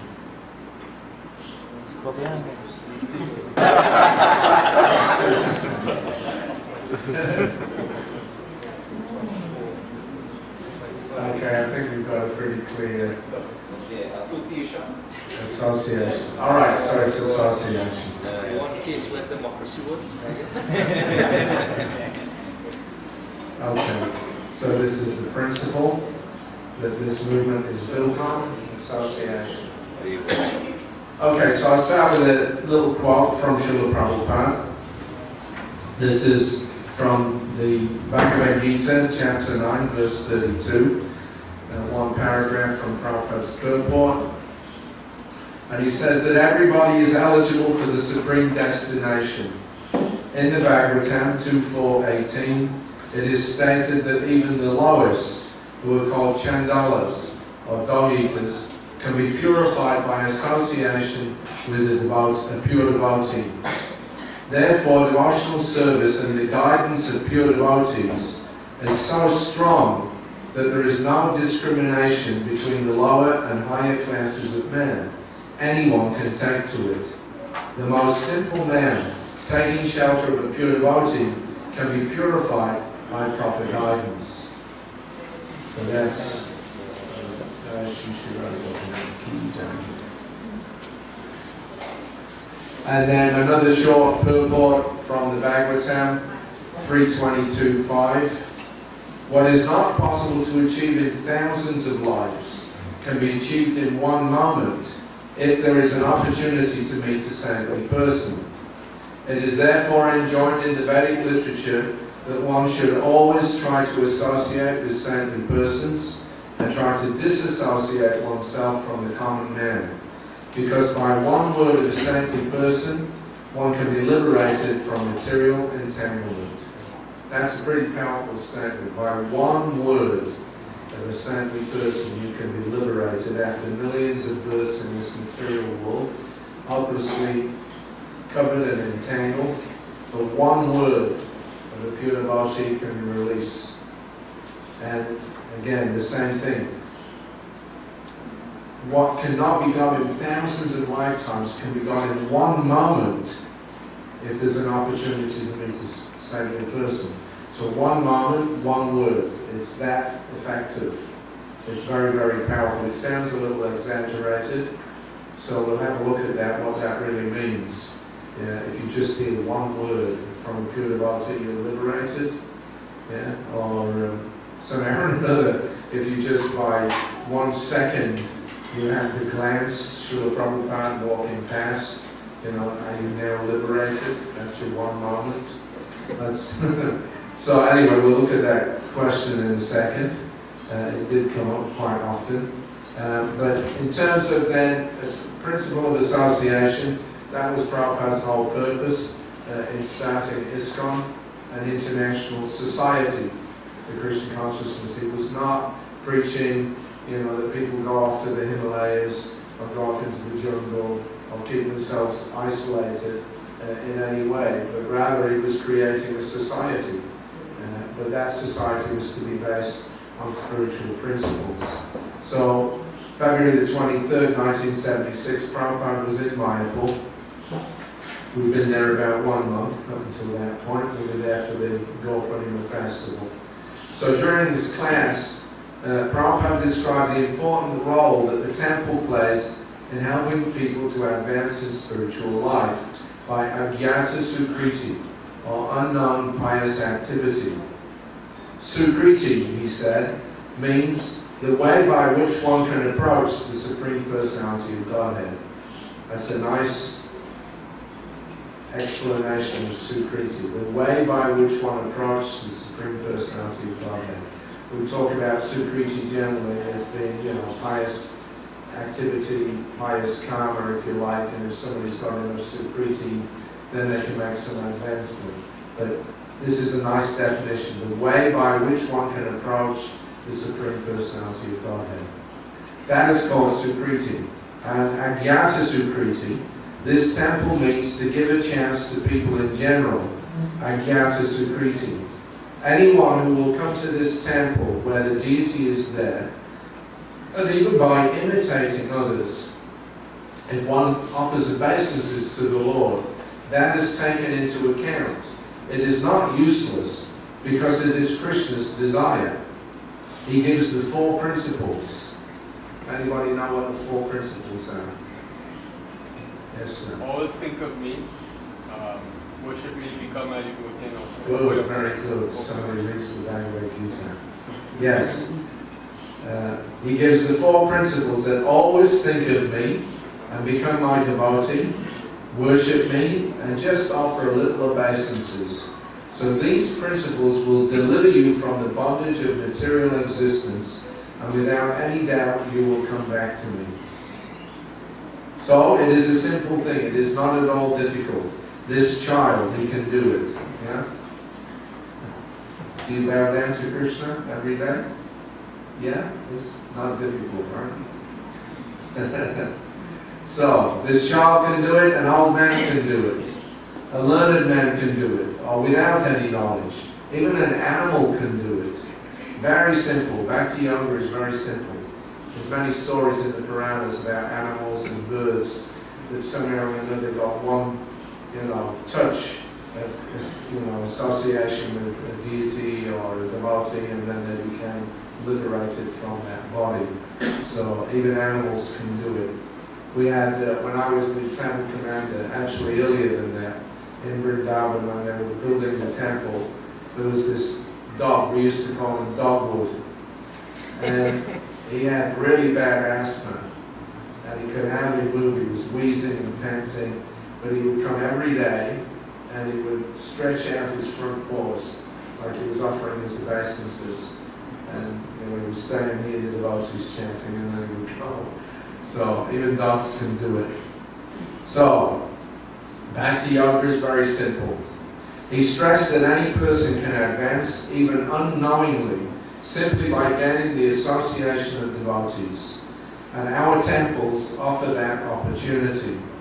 Therefore, somehow or another, if somebody comes into the temple, and if by even imitating one offers obeisances, so we have seen so many people, our devotees are offering obeisances, and they also think, oh, it is the etiquette, let me also do that. So, by association. Therefore, it is recommended, sadhu sangha. Simply by association, one can be delivered. It is such a nice thing. But unfortunately, they'll not associate with the sadhu. So that's sadhu sangha. Sadhu sangha. We talk about sadhu sangha, and there's a famous verse in 1975. That was when the Chaitanya Charitamrita was finally fully published. 1 or 2 volumes had come out in 72 or 73. In 1975, Prabhupada went to Los Angeles. The BBT staff had all just been moved there from New York. And there was about 17 or 18 volumes of books, at least the material for that has still not yet been published. So Prabhupada was very unhappy that the devotees were not keeping up. He was writing, but they were not keeping up and publishing all of his work. So he ordered them that now I'm going to be here for 2 months.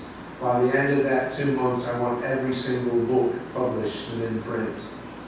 So they were on the morning walk, and Rameshwara, who was the BBT trustee at that time, and Radha Vallabha, who was the BBT manager, they were on production manager, they were on the walk, and they heard Prabhupada say this, and so they said, but Prabhupada, it's impossible. 17 volumes in 2 months. They said, it's impossible. Prabhupada said, impossible is a word in a fool's dictionary.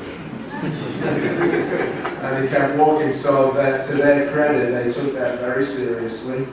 I'm told that they left the morning walk, they didn't wait for the end to return to the temple, they immediately left. They went back to the temple, they called all the BBT staff, all the, there was the editors, English, Bengali, Sanskrit, there was all the artists that did all the paintings, there were the layout people, the compositors, the typists, everybody that was involved in book production. Because in those days we didn't have laptop computers and things.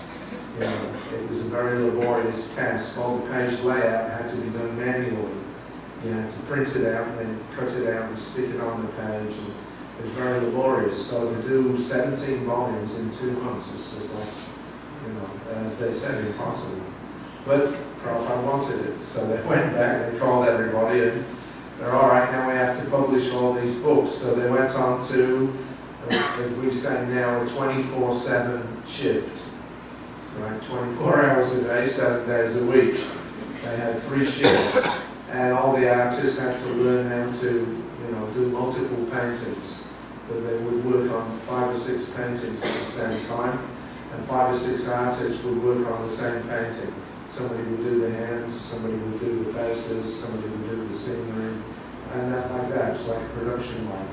So in that way, by the end of the 2 months, all 17 volumes of the Chaitanya Charitamrita were finally published. And then immediately, of course, they flooded the ISKCON world. Everybody was very excited to get the biography of Lord Chaitanya.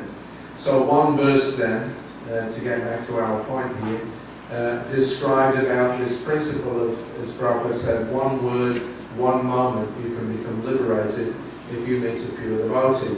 So this is from Luke chapter 22, verse 54. I'm sure everybody knows it. Sadhu Sangha, Sarva Shastra Koi, Lavamatra Sadhu Sangha, Sarva Siddhi Noi. The verdict of all revealed scriptures is that by even a moment's association with the pure devotee, one can attain all success. So, when we read that, we all naturally wondered, well, what does that really mean? Lavamatra is literally 1/11th of a second. So, how do you become liberated or attain all success just by an 11th of a second's association with the pure devotee? So there's a lot of speculation whether that was meant to be taken literally or not. So on the morning walk then in Mayapur in 1976, March the 11th, this particular point was raised. Pastor Dravida Swami wanted to know how a person can attain perfection simply from one lava or 1/11th of a second's association with a pure devotee. Prabhupada stopped and turned to him as we all gathered around. He said that it is like dry wood, which can be ignited immediately. Similarly, if one is sincere, then he immediately becomes spiritually ignited. And if he is still moist from material contact, it may take hundreds of years or lifetimes. He said a pure devotee is like a match, and the recipient is the wood. If both of them are good, then there is a fire. When you go to the fire, Prabhupada told us, you become dry. But again, willfully, we put water. So this nonsense business makes us wet. The process is already there, how to become dry, but instead of taking the process, we put water. Then, how will it be ignited? The rules and regulations are the drying process. But without following the rules and regulations, if you again become victimized by Maya, then there is water, and again you have to dry it. So this is going on. Watering and drying. Watering and drying. The difficulty is that we dry, and then again we put water.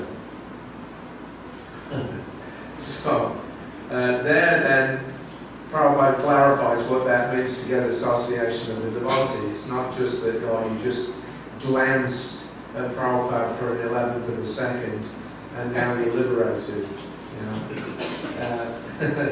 It depends on the recipient also. The pure devotee has to be there. You can't get devotional service from anyone else. Nobody can deliver Krishna except his pure devotees. He doesn't make himself available except through his pure devotees. But it's also a two-way street. It's not just that, somebody waves the magic wand and then automatically you become Krishna conscious. It's actually, one has to be qualified to associate with the pure devotee. That's the point. So many people that met Srila Prabhupada in the course of his, touring around the world 12 or 13 times. Thousands of people. And in India, when we had pandals, sometimes across Maidan in Bombay, 20, 30,000 people. They would hear Prabhupada speak. So they had plenty of, chance to associate. But how many people actually became full-time devotees? How many people actually gave up their material association and took up the spiritual association? Just a very small handful out of many thousands and millions that heard Prabhupada speak. So it's a two-way street. There's something that's required from us so that we can take advantage of that association. And as he said, if we're dry, if we're finished with material contact, when we meet a pure devotee, bang, it can immediately ignite. Of course, 1/11th of a second's association in all of eternity.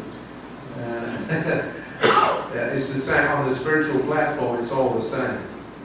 1 second is all of eternity on the spiritual platform. It means that immediately, as soon as that second that you realize Krishna is God, then you're in the spiritual world, and that's eternal. So it seems like it's 1 second, but actually it's the whole of eternity. The trick is just keeping yourself in that consciousness for the rest of eternity. One has to be fully surrendered to the Supreme Lord. And then there is no time. So getting that little bit of association with Srila Prabhupada, we saw, as I was talking about this the other day with some of my godbrothers in Los Angeles, who were just at that Prabhupada festival that they have. So we were talking about people like Brahmananda and Hayagriva and Gagamuni, etc. Satsru. They just met this, little seemingly innocent, innocuous Swami from some village in India. But somehow or another, within a couple of weeks of being associated with him, they completely walked away from everything that they'd ever known. They just gave it up, moved into the storefront, and then became full-time devotees. It's just like magic.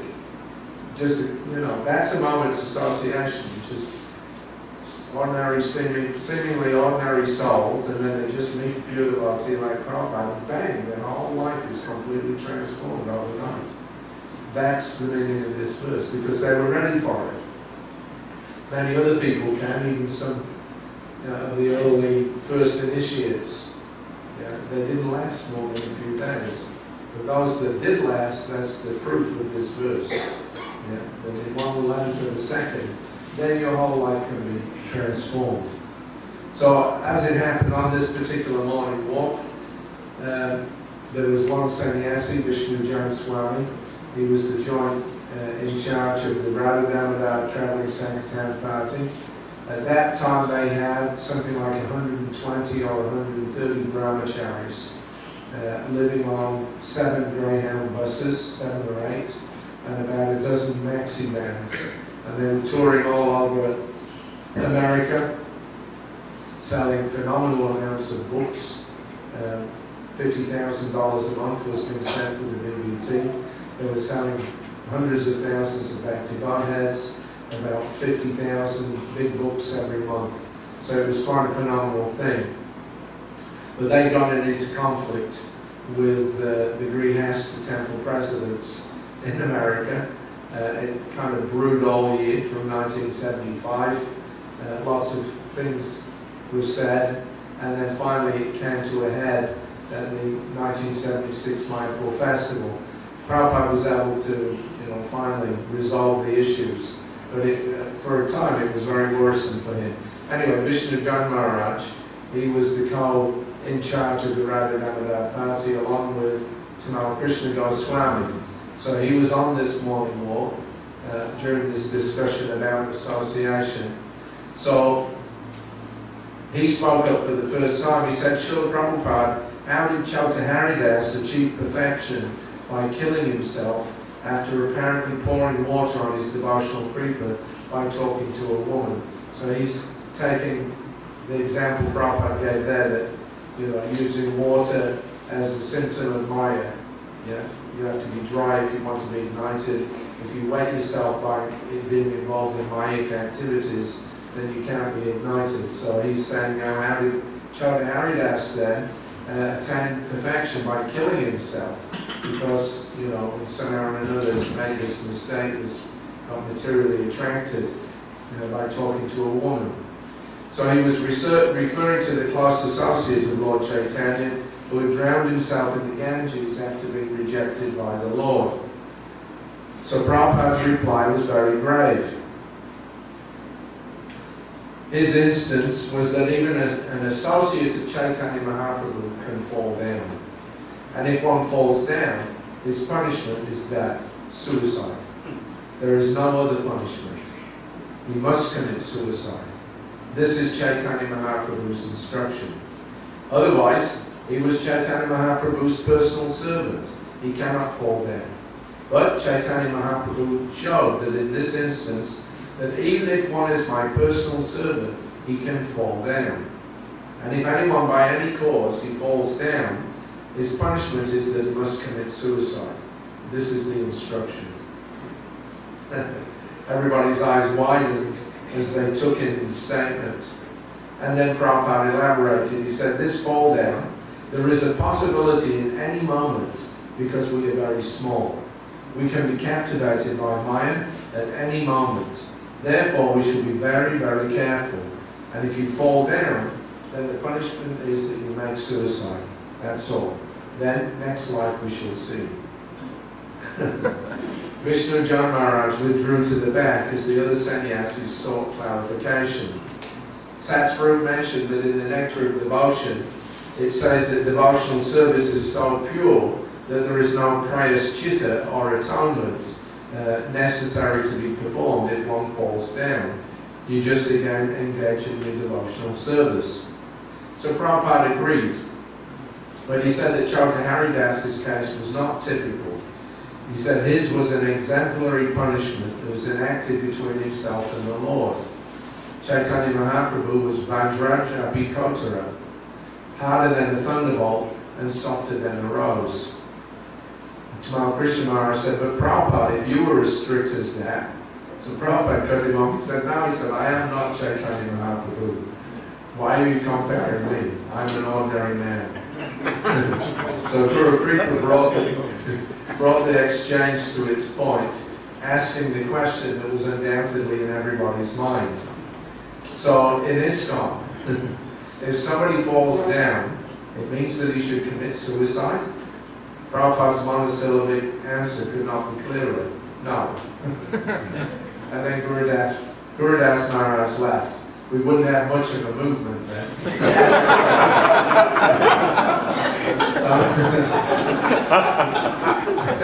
Prabhupada clarified. He said, no. If he falls down, he said, that is automatically suicide.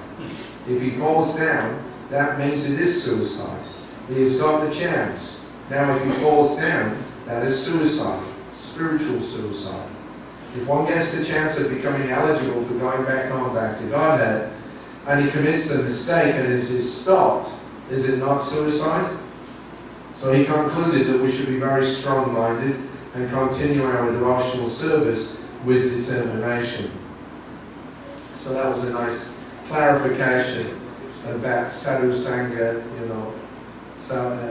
Lava Mantra, 1 second or 1/11 of a second's association. It's that powerful, yes. Pure devotee can show us immediately the whole spiritual world, but we have to also have the adhikar or the qualification to be able to take advantage of that association. Otherwise it will go wasted. So therefore Prabhupada said this is a suicidal society, because nobody's interested in their own real welfare, and therefore they're killing themselves by remaining in material existence. So Prabhupada was there to somehow or another pull us out. At least a few people did. And the same mercy that he gave his disciples is being extended through all of his followers. And as long as we stick with the principles, as Prabhupada said, then that fire will be there. And with that fire, then you can burn all the material existence up. People can be actually saved. And there was a conversation that we had with Prabhupada where he mentioned that he said because of this movement, many millions will be saved. That was his statement, many millions. So we have a lot of work to do. This is our business as representatives of Prabhupada and Chaitanya Mahaprabhu, to give our association, to maintain our own qualification for having it, and then to give whatever we have for the benefit of others. That's the whole principle. So that's Guru Kripa, that's the mercy of the spiritual master. So a few weeks later, after we left Mayapur, we went to Calcutta and then we went to Delhi. And there was one gentleman there, his name was Lakshman Agarwal. In those days it was a big company that produced light bulbs, the strip lights and all the bulbs. Lakshman Sylvania. So that man, he owned that company. He had met Prabhupada, he was very attracted to the work that he was doing, and he invited Prabhupada to come and stay at his house for a few days in Chanakapuri, which is one of the real exclusive areas of New Delhi. So he had a big house there, and he put up a small pandal so that his neighbors could come and hear Prabhupada speak. So as per usual, Prabhupada would, in the morning, he would always take a morning walk for 1 hour, right on dawn. So we were out walking. Gurudas Maharaj was there again, and a few devotees. And this topic about Guru Kripa, the mercy of the spiritual master, was raised. How does it work?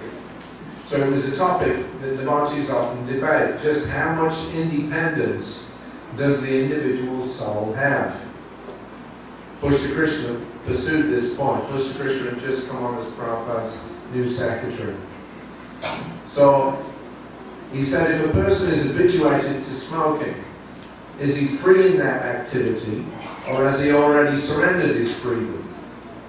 So Prabhupada said, it's like a person who smokes despite the government printing a warning on the box.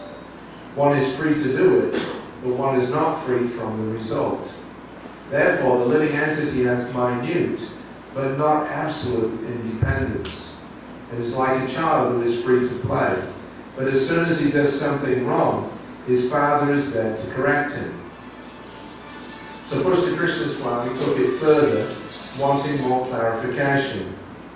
He said, so this idea of freedom and independence, is it possible for anyone theoretically to surrender to Krishna at any time? Yes, Prabhupada said. Well, so then let's say somebody's in a very degraded condition of life, modes of ignorance and passion. His mind is always disturbed. So in surrendering to Krishna, don't talk. Hi. You have something more interesting to say than hear about Prabhupada? Don't talk. Put the telephone away and pay attention. Yes? Don't talk. So he wanted more clarification. He said, this idea of freedom and independence, is it possible for anyone to theoretically surrender to Krishna at any time? Yes. Well, so let's say then he's in a very degraded condition of life, modes of ignorance and passion. His mind is always disturbed. So in surrendering to Krishna, is it possible that he can be independent even of the mind? Prabhupada told him, you are independent of the mind always. It is your mind. You are not the mind. Then you are independent of the mind always. So even a person merged in the mode of ignorance can by some good fortune surrender to Krishna? Not good fortune, Prabhupada told us. God, Krishna says, you do it. Here, immediately you become fortunate. There is no question of waiting to become fortunate. You become fortunate immediately. Suppose if I said, take this bag, $100,000. You can take it. So immediately you become a rich man. Why don't you take it? Understanding Prabhupada's point that even good fortune is dependent on the mercy of the Lord, Gurudas Maharaj asked, how does Kripa Siddhi work? Prabhupada's reaction took us all by surprise. He said, Kripa Siddhi means that you are not willing to take this bag of money. And I say, take it, take it, take it. So he suddenly turned.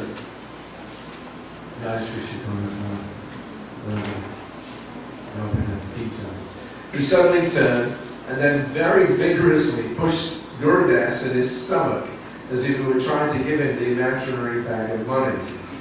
Everybody broke out laughing, and Gurudas Maharaj was simultaneously astonished and delighted at this sudden aggregation of the formal guru-disciple relationship. Prabhupada continued with the mimicry and the pushing. He feigned resistance. No. And then he began pushing again. So he said, this is Kripa Siddhi. Even if you are unwilling, I give you in your pocket. I push it. That is Kripa Siddhi. So there's nothing dry in Prabhupada's expression of philosophy. He makes the philosophy become alive because he lives it himself. And in so doing, he attracts us to use our little independence to surrender to his lotus feet. So Gurudas mentioned that since we see everybody in the world as potential devotees, we should also serve them so that they can become devotees. But Prabhupada clarified the distinction between showing mercy and serving others. He said that is not service, that is mercy. He explained that although a devotee has a mood of service, Vaishnava philosophy is that we serve the higher devotees and we show mercy to the lower ones. He said the popular Mayavadi idea that we should serve everyone is wrong. This puzzled me because it says in the Shastra that the most advanced devotee sees himself as being the lowest of all. So I asked that if that is so, then where is the requestion of an advanced devotee showing mercy to someone who he sees as being lower? Prabhupada replied that the advanced devotee does not see anyone as lower than himself, but his mood is one of sympathy. Oh, here is a person, he can become a devotee. Let me raise him up to the standard. He concluded it is a duty.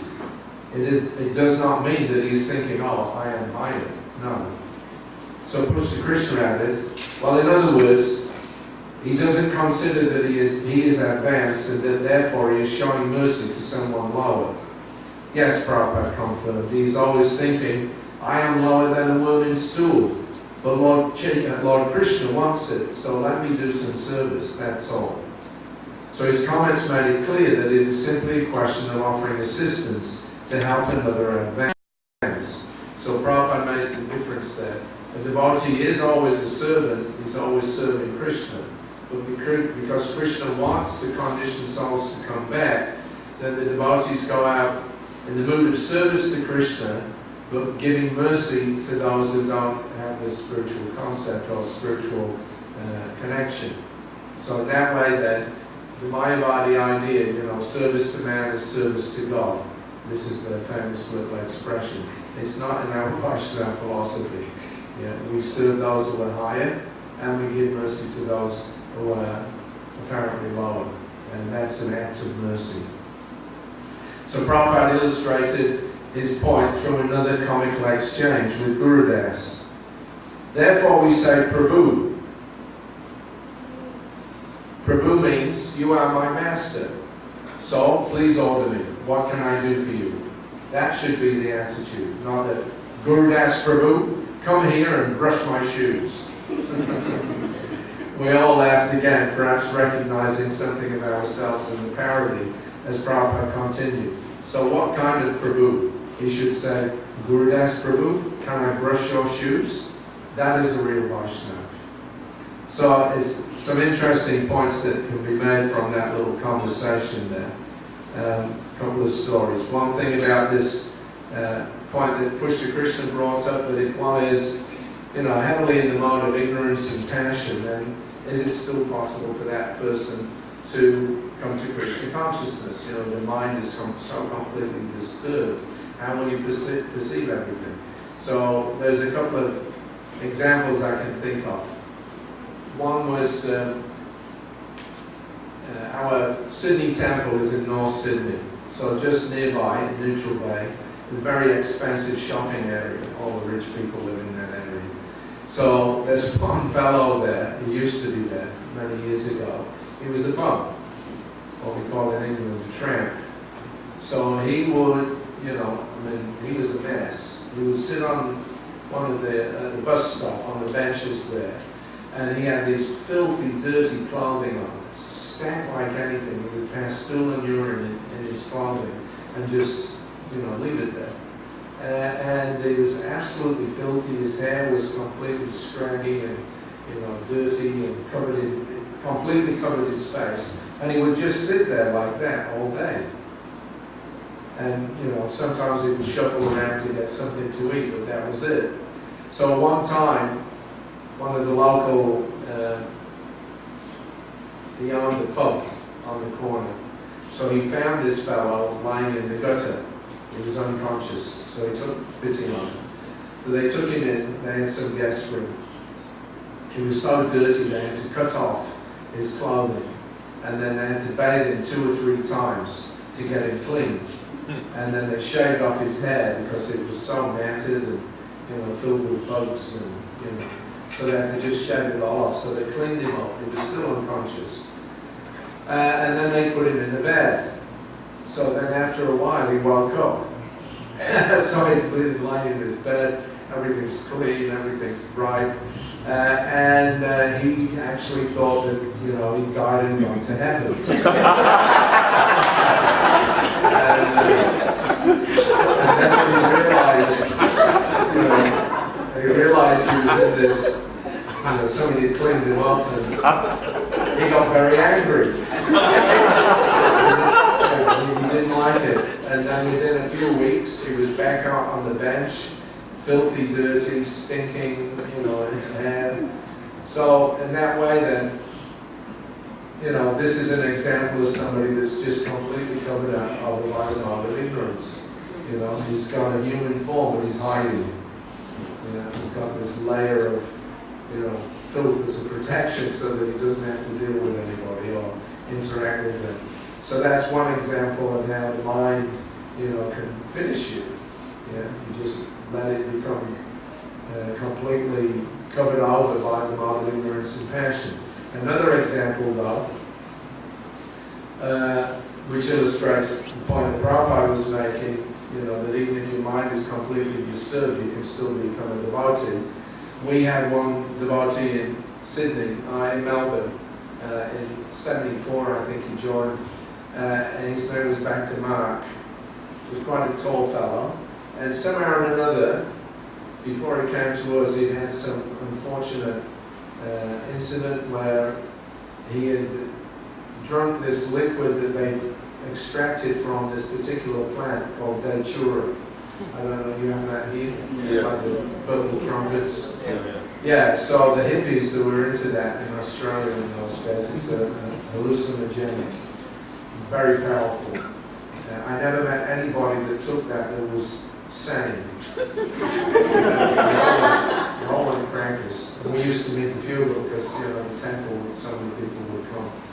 Anyway, so he took this Datura liqueur or whatever it was. And he told me afterwards, he said that he was on the south coast and he was walking on this cliff path and he was walking back and forth along the same stretch of road for 3 days. Just walking up and walking down, walking up and walking down. And then he found this hut. So he moved into this hut and there was an old man in the hut. Later on when he left the hut, he was there for a few days and then he left and eventually managed to get home. But he realized that the old man in the hut was actually a ghost. It wasn't a physical person, it was a ghost. And he was sharing this hut with this ghost. Anyway, by the time he got back to Melbourne, he lost all of his motor functions, mostly. He couldn't talk, he'd forgotten how to speak. I mean, it really, finished him. They put him in, his parents put him into a mental home. He was there for a few weeks. He said the first 2 weeks that he was in the home, he was floating up and down the walls. He couldn't get back in his body. Yeah, he left his body and he was just floating around. It took him a couple of weeks before he could get back in. And then he had to learn how to speak, he had to learn how to feed himself. And, it was a mess. But somehow or another, he met the devotees and immediately understood, what devotional service was all about. And he started coming around. And he like you see me shaking now, he used to shake like that. He had this affliction where whenever he opened his mouth, his jaws would click. So as he's talking, he would click. And he was making it click and he couldn't stop. I mean, he was a real mess. But somehow or another, by association with the devotees, he just knew he had to stay there. And gradually, he became sane again. And I saw him a couple of years ago in Melbourne. He's still there. He's married. He's got 3 really nice kids. They're all grown up now. He comes every day to the temple. He washed the pots in the Melbourne temple every day for 28 years. That was his service. He couldn't do anything else. I mean, his acquired afflictions prevented him from being very effective on other things. But he could wash the pots. So he washed Radhavallabha's pots for 28 years. So this is proof that even though the mind can be completely gone, Krishna consciousness still acts, and the person still has the ability to make that choice. And that's the whole point that we're talking about here in this Sadhu Sangha. The guru has to be good, the candidate has to be good, and you have to make a choice. So that's how you get your sadhu sangha. It's available to everyone, but only those who make the choice actually get the benefit of it, even though if you take that choice, you can be back to Godhead in a second. You can be on the liberated platform in less than a second. But people don't make that choice. So this idea about Guru Kripa, Prabhupada's giving that example. Here's $100,000. Take it, take it, take it. No. Go away. So what can be done? Yeah, not to speak about just meeting a pure devotee, but the pure devotee is trying to encourage you, giving you all the facility that's needed, trying to convince you in different ways, and still we say no. That's our unfortunate position. So we have to, realize just how important and how powerful the association of devotees actually is. We've had millions of births in this material world, but in one lifetime it cannot be finished just by associating, just by keeping association with pure devotees of the Lord. So that's Prabhupada's main point then, that it's a two-way street. I can give you, but you also have to accept it. And then that last little exchange that he had, Guru Das Prabhu, brush my shoes. So we should be, Guru Das Prabhu, can I brush your shoes? Yeah. So when Prabhupada told us that, it reminded me of when I was a kid. I grew up in a small town in northern England. It's an iron and steel town. And my best friend, Bob, he lived up in the town, I lived down in a small village. So when we were 8 or 9 years old, some Indian family moved in next door. And we'd never seen anybody that wasn't white. That was England in the 50s. The immigration was all in the main cities, but where we were, there was hardly any immigrants coming in. So we'd never seen anybody that was from India or Pakistan or anywhere. I mean, everybody that we knew was white, so it's a little, startling for Bob and his family that had this Indian family moved in next door. So his father, he had been in the war, so he told him a story how to, adjust for this. So he said that during the war, there were many Indian troops fighting for the British. I think there was something like 2 million or something. They had a very large army. Anyway, there was still segregation. The Indian troops generally didn't mix with the white British troops. And even when they did, they were treated as being inferior because that was the British mentality. The Indians are the white man's burden. We have to educate them and bring them up. So that kind of mood was there.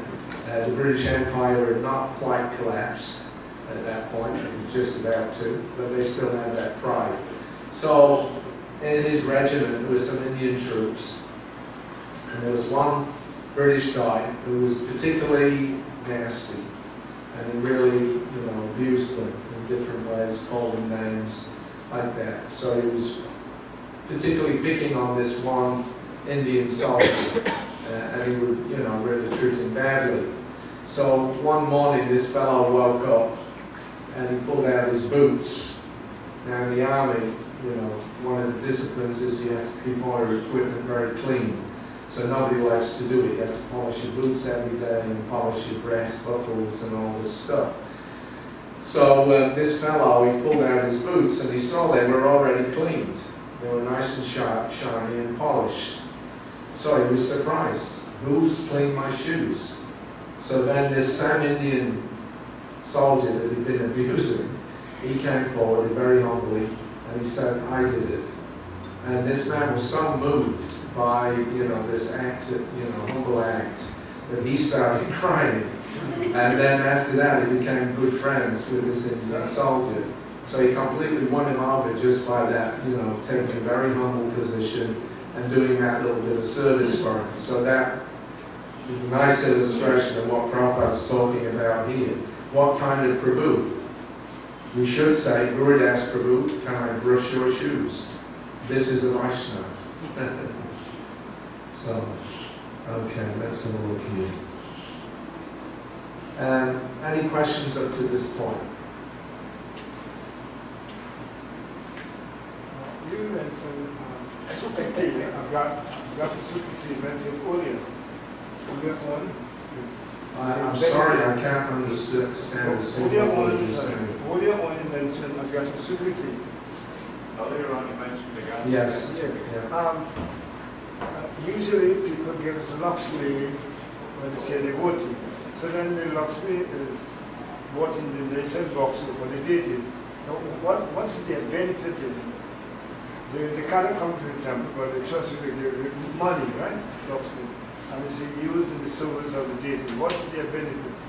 What's the benefit for somebody that can't come every day but give some money for the use of the deity? Generally, you're Is that the coming to question? the as the deity, yes. Yeah. Have you experienced? Yes, Prabhupada mentions in the Bhagavad Gita, let's say somebody has to work in a business or a factory every day. So he can't come, join full time with the temple. But if that person takes the product of his endeavors, that means the money that he's earned, he's working all day, all week in a factory, it doesn't look like it's very Krishna conscious. But if he takes the money that he's earned and he uses that in Krishna's service, that means all the time that he spent earning the money in the factory, he was actually transcendentally situated. It's not mundane work anymore because the results of the work have been given for Krishna's service. Is that alright? So that's how you increase your sukriti. Somehow or another, we have to connect everything with Krishna. Whatever we do, we have to find out how to make that an activity which can please the Supreme Lord, that we can do for the pleasure of the Supreme Lord. So whatever circumstances we're in, Krishna makes it easy for us. Just offer a leaf, a fruit, a flower, some water. These things are available anywhere, and that's all that's required. But at the same time, that's all that's required to please Krishna. But at the same time, if you're, like a multi-billionaire, and then you say, oh, Krishna says, just give me some water, so here's a glass of water for the deities, and the billions of dollars I'll keep for myself, that's not going to get you anywhere. Yeah. You have to offer according to your capacity, whatever it is. Everybody has to ultimately come to, the point of surrendering things. Not that, it's a business deal. Well, Krishna, if I give you $10, now you can give me 100 back as a reward. That's not the devotee mentality. We surrender everything to Krishna because it's actually Krishna's. Not that I'm giving something of mine to the deity. That's not the mentality. We're giving back the things that Krishna has given to us for sustaining our lives. By offering it to the deity, we're recognizing all of these things belong to Krishna. I've just borrowed them. Even this body that we have, it's a gift from Krishna, that's all. It can be taken back at any time. So that mood of the way by which one can approach the Supreme Personality of Godhead, Sukriti, that's what it's for, that's what it means. It's a channel that's helping to help us to surrender more and more. So Prabhupada, in creating ISKCON, he tried to create a situation so that anyone from anywhere can get that opportunity to increase that sukriti, to come to the position where they can render some kind of service. So, we have so many different aspects of Krishna consciousness because there's so many different kinds of personalities, and we have to learn how to accommodate them all and engage them properly. The Prabhupada was very, very expert in engaging others in Krishna's service. Not narrow, but very broad.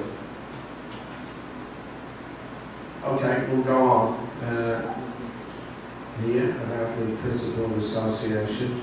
So, who you associate with, of course, Prabhupada often said, if you hang out with drunkards, you become a drunkard.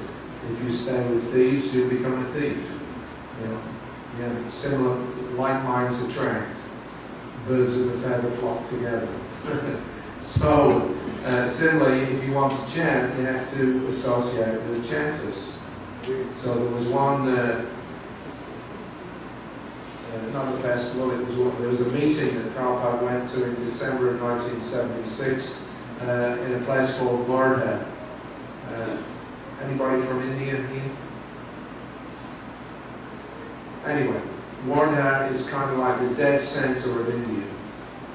And it's the place where Gandhi and all the original members of Congress, Indian Congress political party, that's where they used to meet so that they could, plot how to get the British out of India.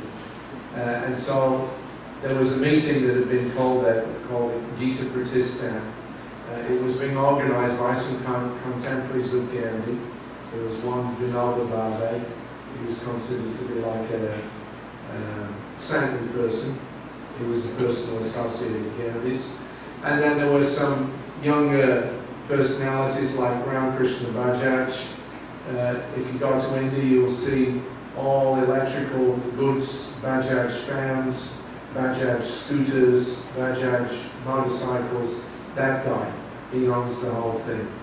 And his brother-in-law was a fellow called Sriman Narayan, who was the first governor of Gujarat state when that was formed, I think, in about 1964.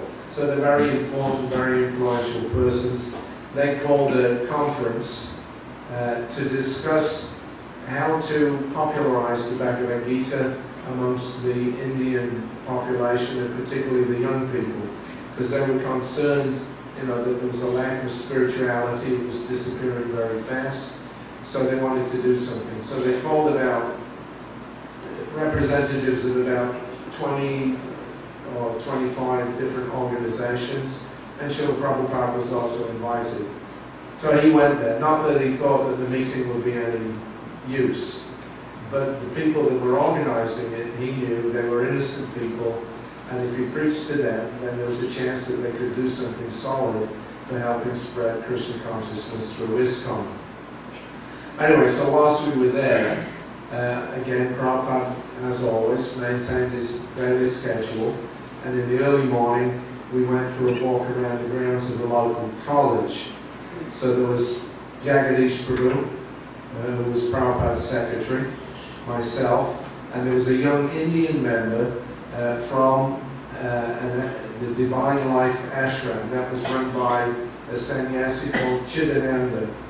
So Chidananda had met Prabhupada in the West on occasion.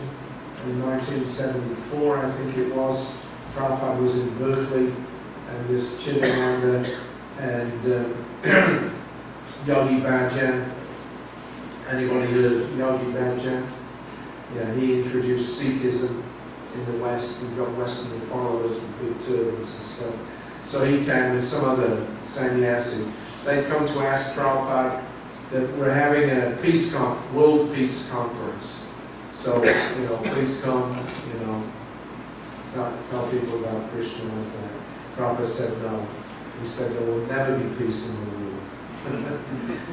He knew it was all bogus. The practical thing is to get people chanting and doing practical service. That will purify. Just talking will not bring about peace in the world.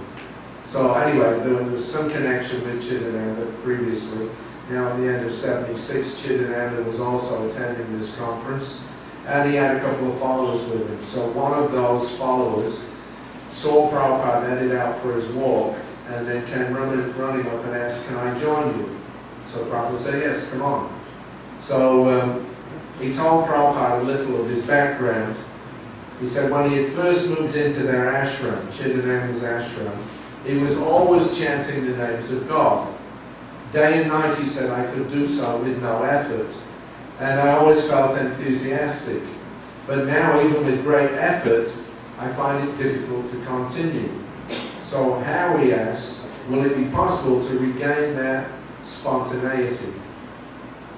So Prabhupada told the boy that it was all dependent on association. If you live with others who chant, he instructed, then you will chant. When Prabhupada asked him what went on at his ashram, the boy explained that Chidananda's idea was that everybody should be allowed to come and live there and do whatever attracted them. So some people chant, some people do this kind of yoga, some another kind of yoga. Oh, a hodgepodge, Prabhupada said. Because the people that you're living with are not bhaktas, they are yogis, then your advancement will be difficult. Yoga means that there is some selfish desire. So later on in the morning, when Prabhupada was taking his massage at 9 a.m., he said that it was significant that the boy had come to him to get answers to his questions. He said this means that all others are simply bluffers and cheaters. Our men are not going to them for answers. They are perfectly satisfied with Krishna consciousness. So the same thing there, that if you associate with chanters, then you become a chanter naturally. Jati Dharma is that same principle of association.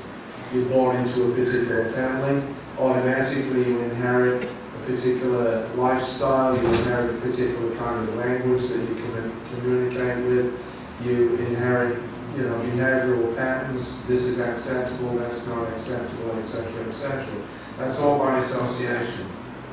And it's very, very powerful. It's very, very difficult to give up what you learn by your association.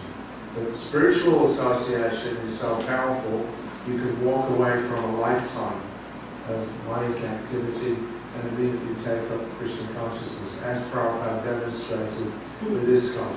He had that faith that if people just chant, take prasadam, and associate with devotees, they'll be transformed. And that was his principle. Okay, so it's 10 to 9. And what time shall we go for? 9 o'clock or what? All right, we'll do one more little story here. So, I mentioned that Prabhupada, right from 67, was trying to establish something in Vrindavan and Mayapur. ISKCON actually officially began in India in late October 1970.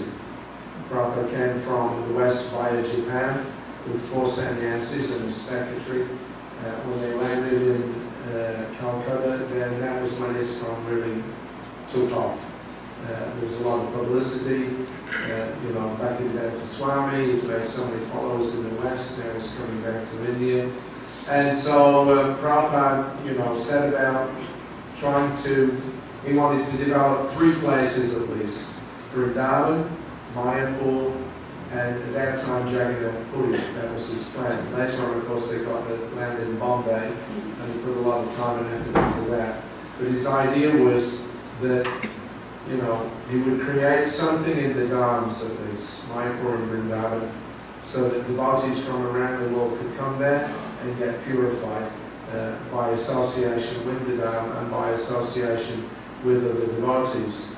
So you'll see, as soon as they got settled in, by early 71, Tamal Krishna Maharaj went to Mayapur and he bought the first piece of land on behalf of ISKCON.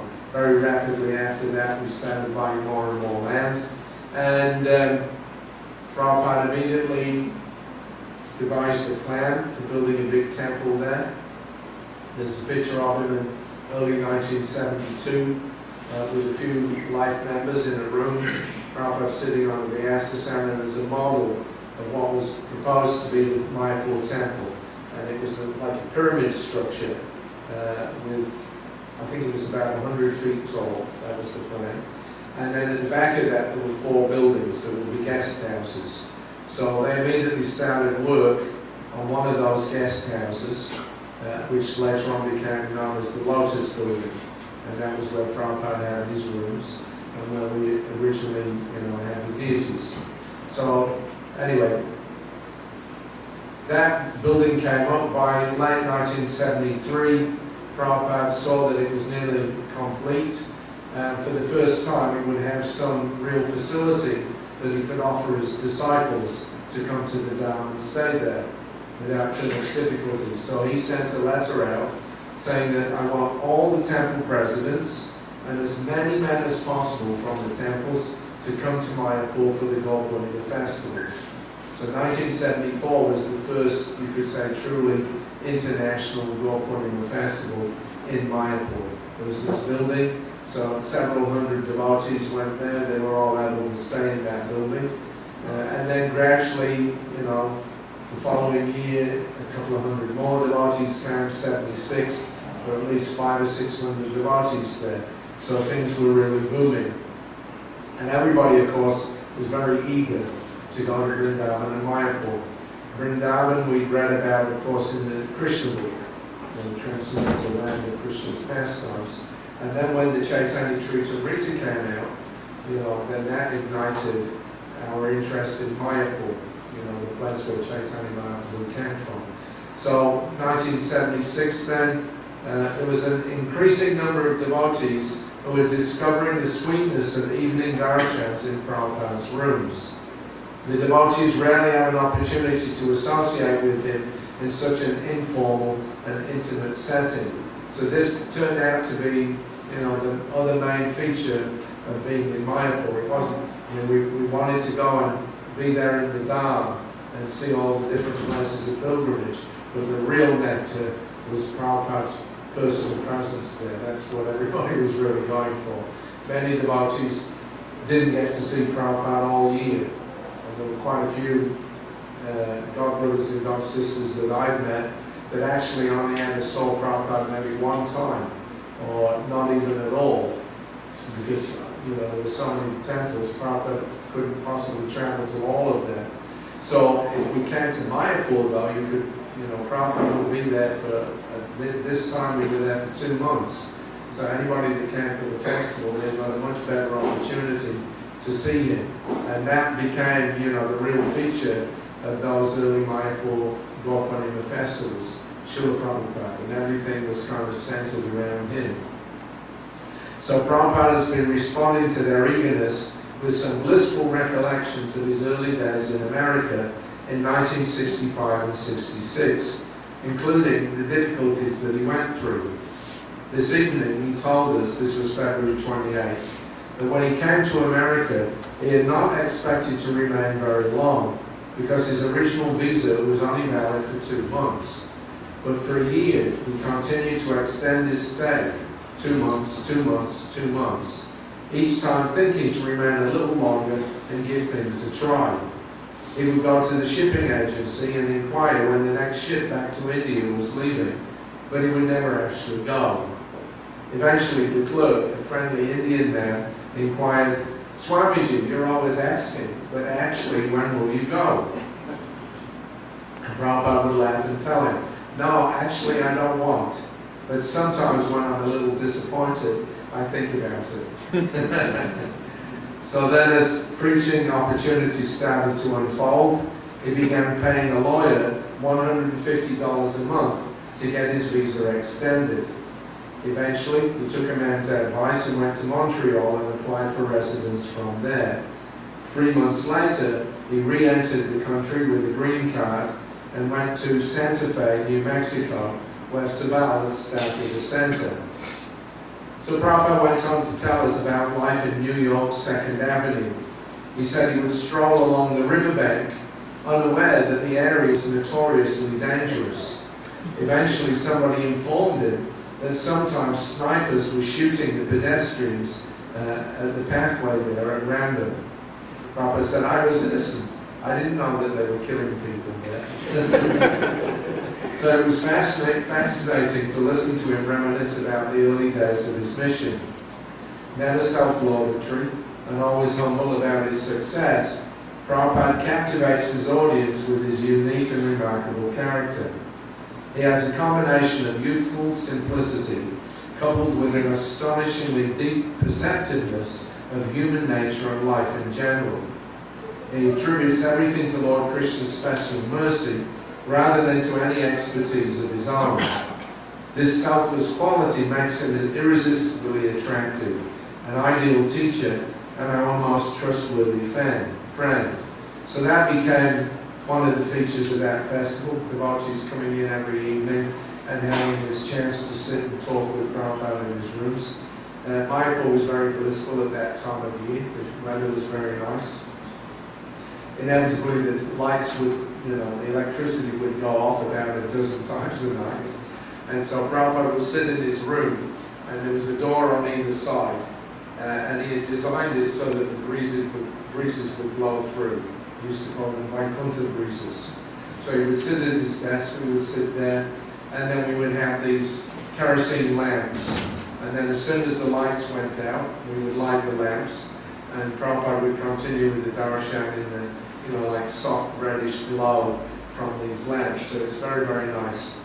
Some nights, they would get these big tropical storms would blow up, mini cyclones, and you'd see, some disturbance in the air, and then within about 2 minutes, the blasting wind would hit us. We'd all run around shutting all the, windows and the doors, and then we'd sit there with the lamps talking to Prabhupada. So it was very, very nice. So that was one feature. And then the other feature was in the early morning. After Prabhupada had been for his morning walk, he would come down into the temple and then greet Radha Madhav, and then receive Guru Puja, then give his class, and then he would go on this circumambulation of the deities every morning. So this was on March the 11th, 1976. This is the official beginning of the festival.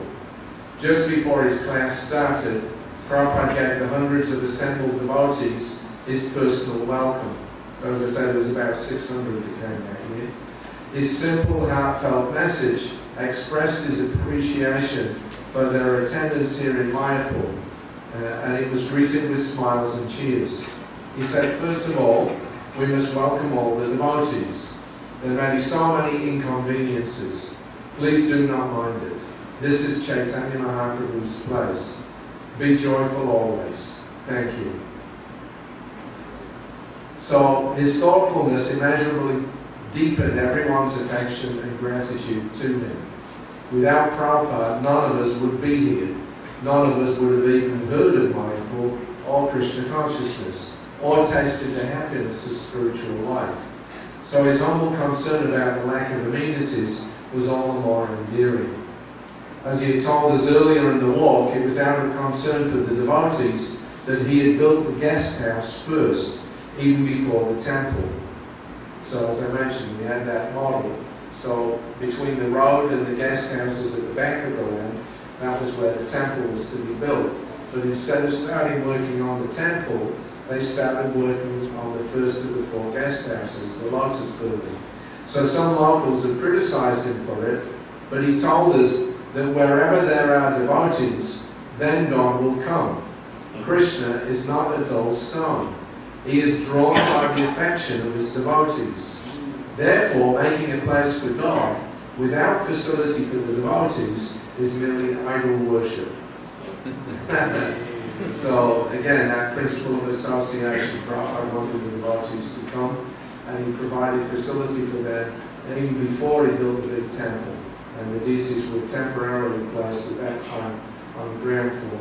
Later on we added, what is now the main temple, and then after that they added the Panchatattva temple. But the real principle was to get the devotees there. So on the 14th then of March, this was 3 days later, Prabhupada explained the reason why he built these buildings. So down in the temple room, during his discourse, Prabhupada told us about bhava, or ecstasy. At the present moment, he said, we have all got a bhava. I am this, I am that, I belong to this family, I belong to this nation. So bhava means ecstasy, and everybody is overwhelmed by such kind of ecstasy. These politicians that think that the devotees are simply wasting their time in chanting and dancing. Oh, they have no sense how to improve the position of the country. So the politicians don't like it because they're in a different bhava. But we are trying to change that bhava. The bhava must be there. The whole Krishna consciousness movement is just to purify the bhava. It is stated here, Parishuddha Bhavaha. So we are not neglecting anything, negating anything. We are simply changing from material bhava to spiritual bhava. That's all. So here is a big building, meaning this Lotus building. But there are many hundreds and thousands of big buildings in this district or in this country. But here, the bhava is changed. In your country, there are many big skyscraper buildings. In comparison to those buildings, this building is nothing. But still, you have come here spending thousands of dollars to change your bhava, and that is required. Otherwise, you American boys and girls, you have no business to come here just to see this big building. No, but to change the bhava, that is required, and that is a very important thing.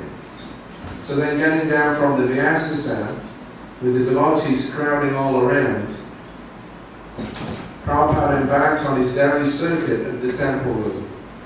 Prithaputra Swami struck up a loud kirtan, and Prabhupada began to exhibit his own bhava, dancing up and down the whole time.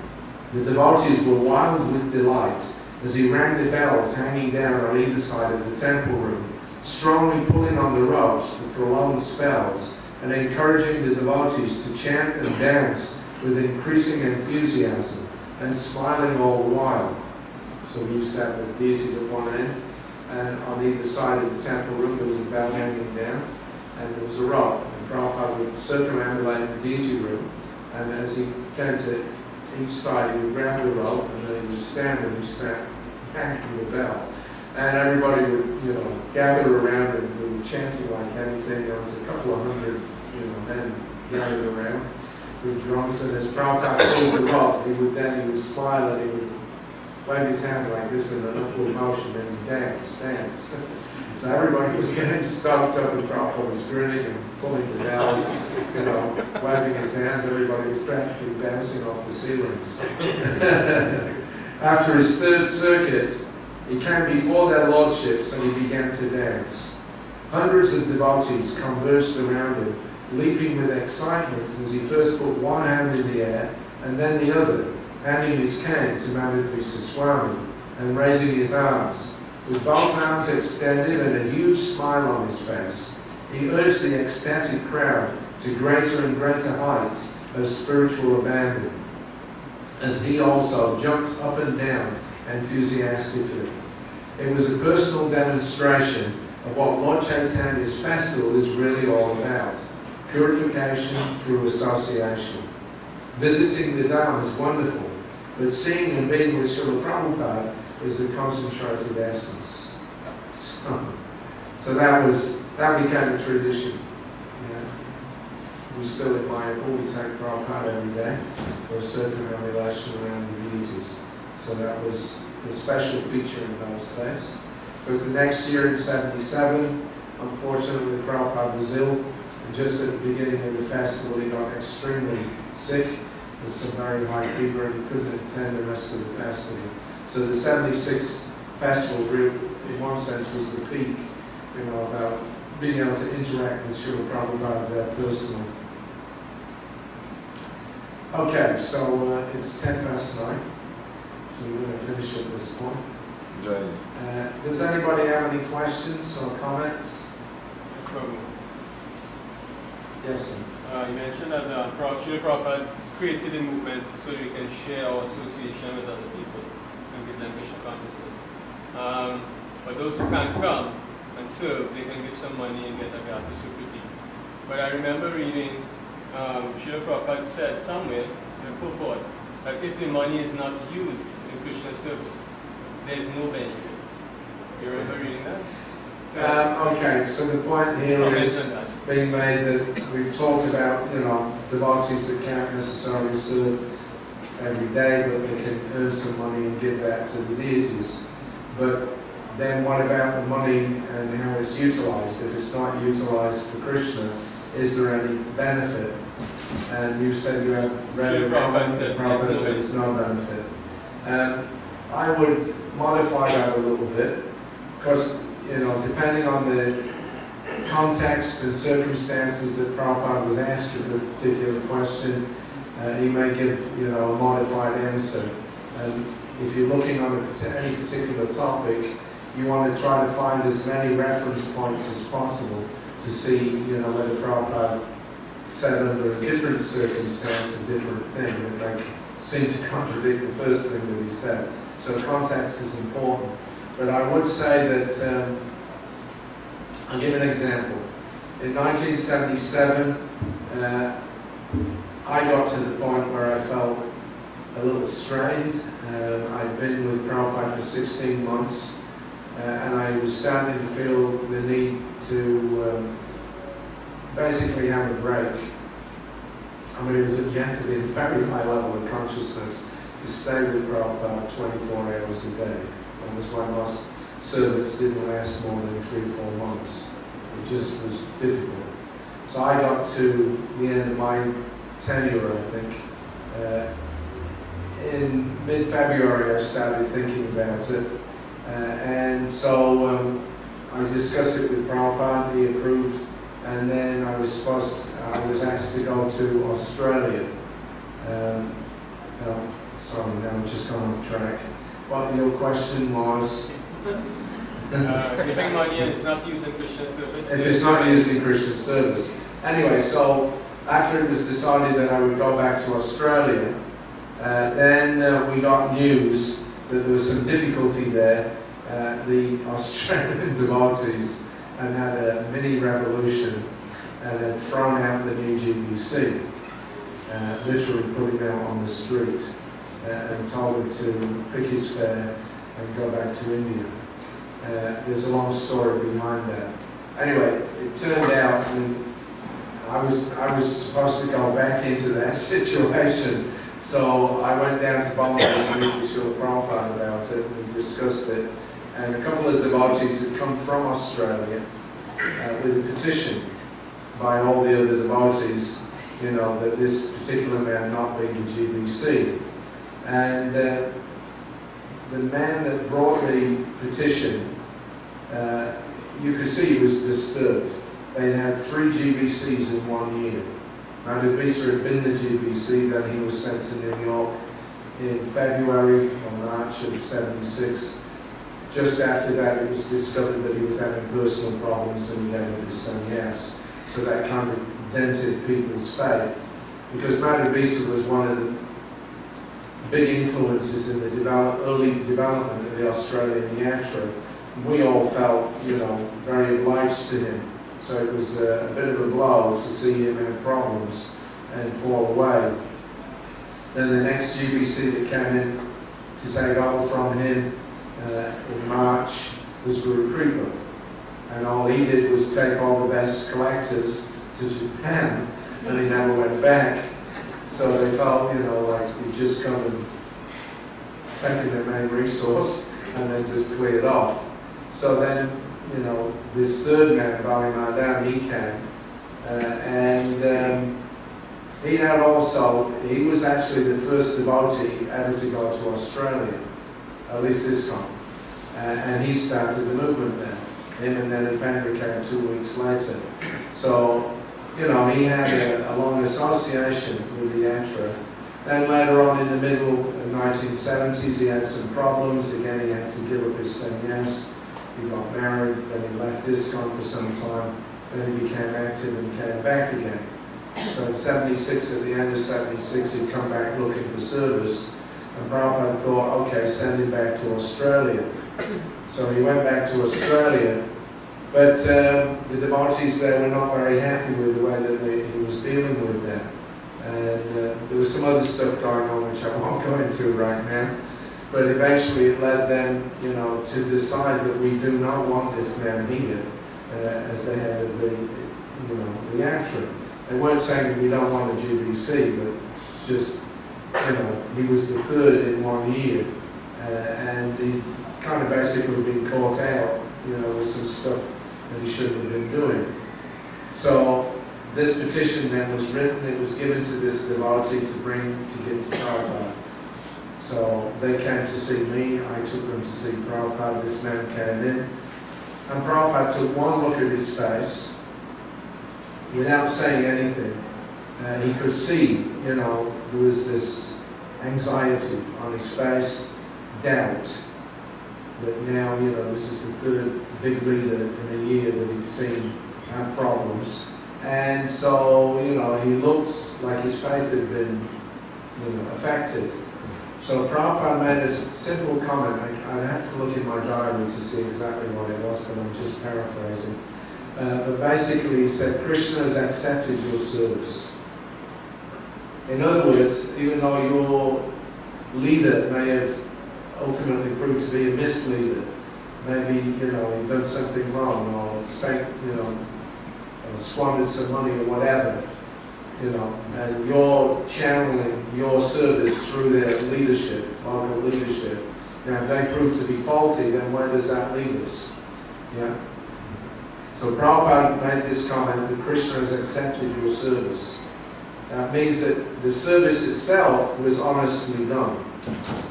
So in your question, if we give money then it gets misspent, but if the gift of money was honestly done for the, I'm making this as an offering to Krishna, that bhava is not disturbed by the fact that the money may then be misspent. Krishna still accepts the intention of the donor. He accepts that. So it's not that, if it gets misappropriated, that we lose everything. We don't get anything spiritual, and we lose our money as well. No.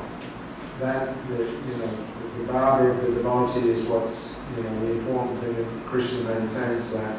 As Prabhupada told this devotee, Krishna, is maintaining you, or Krishna is accepting your service. So I think you'd have to look at some of the circumstances or the context when you see a comment like that if the money's not properly spent, it's all wasted. There are things, like when you give mundane charity, if you give money to the wrong kind of person, then you get reactions for that. Although you think that you're giving something, out of goodness, but if you give your money, a donation to someone who's in the mode of ignorance and he spends it on booze or intoxication, then what good are you getting from that? You're going to get sinful reactions from that. So it is a science. You have to give money to the right person, and it has to be used in the right way. But transcendentally, whatever is done honestly for the pleasure of Krishna is accepted by him, no matter what the discrepancies may be. Alright? Yeah, because when I first heard it, I found it hard to accept it. So I Yeah, had well, doubts, and now you explain that. Yes, we have to look into the context. Any other questions?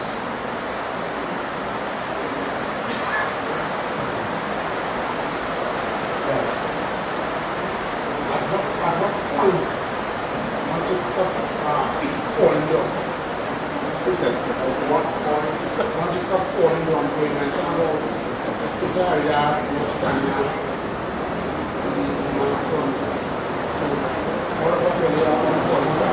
So the question is, at what point do we stop falling down? If even the personal servant of Lord Chaitanya can have problems, we want to speak about those. The answer is that when we decide not to. Yes, it's a choice.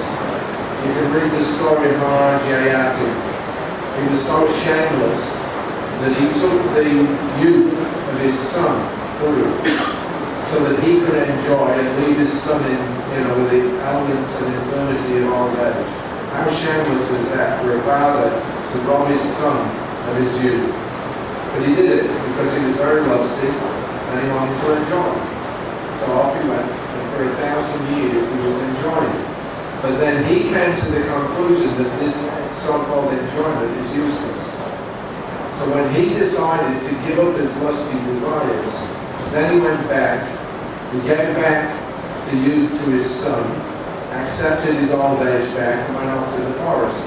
So it was at the point when he decided to stop trying to enjoy and just surrender. And another example I'll give is in 1974, Prabhupada had come to Melbourne for the Rath Yatra. And immediately after Rath Yatra, there was a program in a place called Almond Hall. Prabhupada gave a very nice talk. Part of that talk, he was stressing the need for humility. That without being humble, you cannot make an advancement in spiritual life. So at the end of it, there was one devotee who had left the temple. He was kind of in and out, but basically he was a bit disturbed, he couldn't surrender properly, and so he was living outside. But when Prabhupada came, of course, everybody would come and see him. So he asked Srila Prabhupada that you were saying now we should be humble. So how do you become humble? And Prabhupada replied that is up to you. That is up to you. Yeah? Nobody can make you humble. You have to choose to be humble. So in the same way, at what point do we stop our material association? When we decide. That's up to us. We have to make that choice, and we're always faced with that choice at every moment of every day. Maya or Krishna, Maya or Krishna. So the Guru is there to teach us how to recognize Krishna in everything and make that choice. But we're the ones that make the choice. In English they say, you can bring a horse to water, but you can't make him drink. Yeah, horses are very stubborn. Even if you can get him to the water side, but if he doesn't want to drink, he won't stick his head in, that's it. So, we have to cultivate humility, which is, it's an act of self-submission. It's a deliberate act to be humble, to be really humble. And, if we are humble, then we'll stop all our nonsense, pretending that we're, enjoyous like Krishna, and we'll recognize Krishna in everything, we'll offer everything to Krishna for his pleasure. That's humility, that's choice. So if we want to stop falling down, that's our choice. We have to come to a point where we say, no more, I've had enough. I'm sick of being in Maya. Hare Krishna, Krishna Krishna, Hare Hare Rama, Hare Rama, Rama Hare Hare. That's the prayer. Yeah? Oh Radharani, oh Krishna, please engage me in your devotional service. I'm fed up of being in Maya. Now please bring me back to Godhead. Give me your service. That's up to us. So always that choice is there. Krishna never removes it. Yatech Thakur. After speaking the whole science of Bhagavad Gita to Arjuna, at the end, what does Krishna say? Yatech Thakur. Now you choose. Even Arjuna had to choose. Prabhupada once said that you can fall down, I cannot. He said, you know why I cannot fall down? Because I'm always praying to Krishna that I won't fall down. It's an act of submission. It's not like, he's immune. Or it's Teflon or something. No. Prabhupada could not fall down because he was in such a surrendered state. It was inconceivable for him to do anything that was not for the pleasure of the Lord. So we have to get to that point where, we're in that, we make that choice and we stick with it. So that's sadhana bhakti. That means you're coming from, a position where we were trying to imitate Krishna, we were trying to enjoy, we were envious of other living beings, we're trying to put other people down so that I can come up.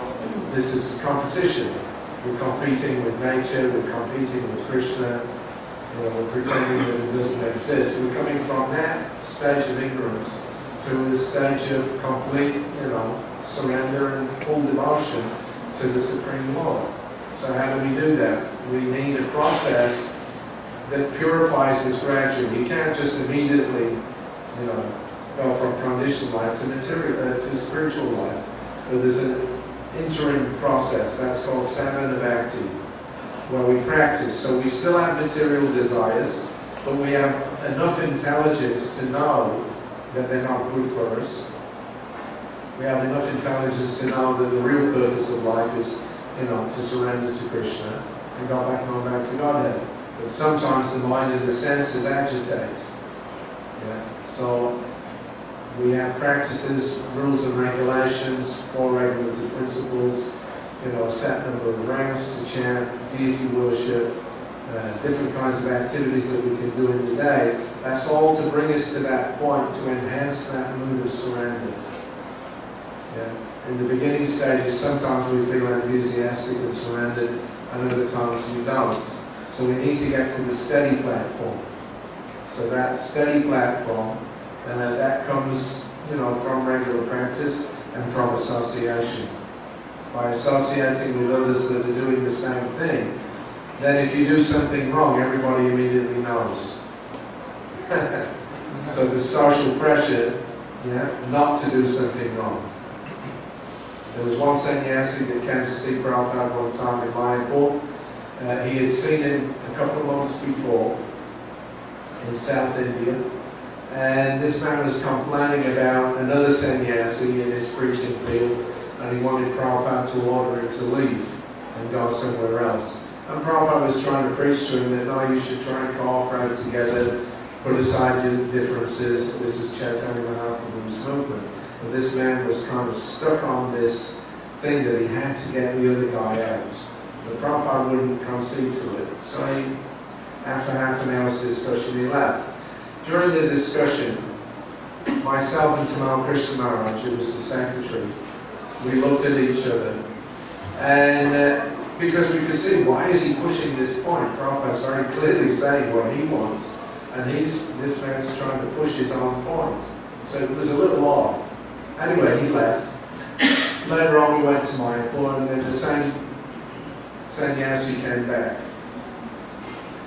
In the meantime, Prabhupada had received some information that before seeing Prabhupada in South India, this man had been in Bangkok, and he'd done all kinds of nonsense, broken all the principles with another sannyasi. The other sannyasi had left ISKCON, but this man left Bangkok and then came down to South India to see Prabhupada, and then he had that exchange.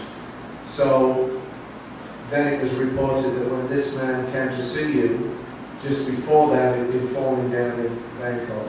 As soon as that was informed to Prabhupada, Prabhupada said yes. He said, I could understand from his face. So although Prabhupada didn't say a word, he knew this man's having problems. But because he'd come back to do his service, then Prabhupada didn't say anything to him. When he arrived in Mayapur after a couple of months later, he didn't say anything to him, but I've heard that he had this problem, or we were doing something in Bangkok. Didn't say a word. He just encouraged him, yes, go on preaching, go on preaching, go on preaching. As long as you can keep somebody on the path, then they'll get purified. So Prabhupada knew how to engage us. He knew that there would be problems. He knew that we would have our ups and downs. But he relied on keeping a person in the process, in the society of devotees, and that would act for their purification. So if, we see it practically. If somebody has a problem, you can always see the symptoms of that. They get a little disturbed, they get a bit covered over, they're not as communicative, they start finding fault with other devotees. These are all symptoms of Maya coming in. And then they blame this one or that one, I'm leaving. Why? Because the temple president is like this, the cook's like that, the pujaris like that. This is being misspent, this is going. They find whatever faults they can find as an excuse that they can say, now I'm not going to surrender anymore. Now I can go and I can leave. It's everybody else's fault. Now I can go back into Maya and enjoy. I've seen that so many times. So we have to remain humble, keep our service attitude, stay with body of devotees, and in that way the social pressure to come up to a certain standard, that's good for us. Sometimes it's a bit irritating, but no, stay there. Be criticized. It's good. If somebody criticizes us, that's good. We'll learn something from it. We'll improve. But if we criticize somebody else, that's not good. Then we may see something that's not really there. Alright? Okay, it's 9:30. We're definitely going to finish for tonight. Thank you all very much. Tomorrow we're at what time? Tomorrow is Ekadasi. Sunday. And are we doing the morning session? Yes, morning session. So, 7:30. okay, so we'll continue on tomorrow morning at 7:30. In the afternoon, hopefully we'll have time to show a PowerPoint presentation, slideshow on the Bhaktivedanta Research Centre. It's a project that we're doing for preserving manuscripts in Calcutta, so hopefully tomorrow afternoon we can show that as well. So thank you all very much. Srila Prabhupada ki Jai. His Grace Hari Shari Prabhu ki Jai.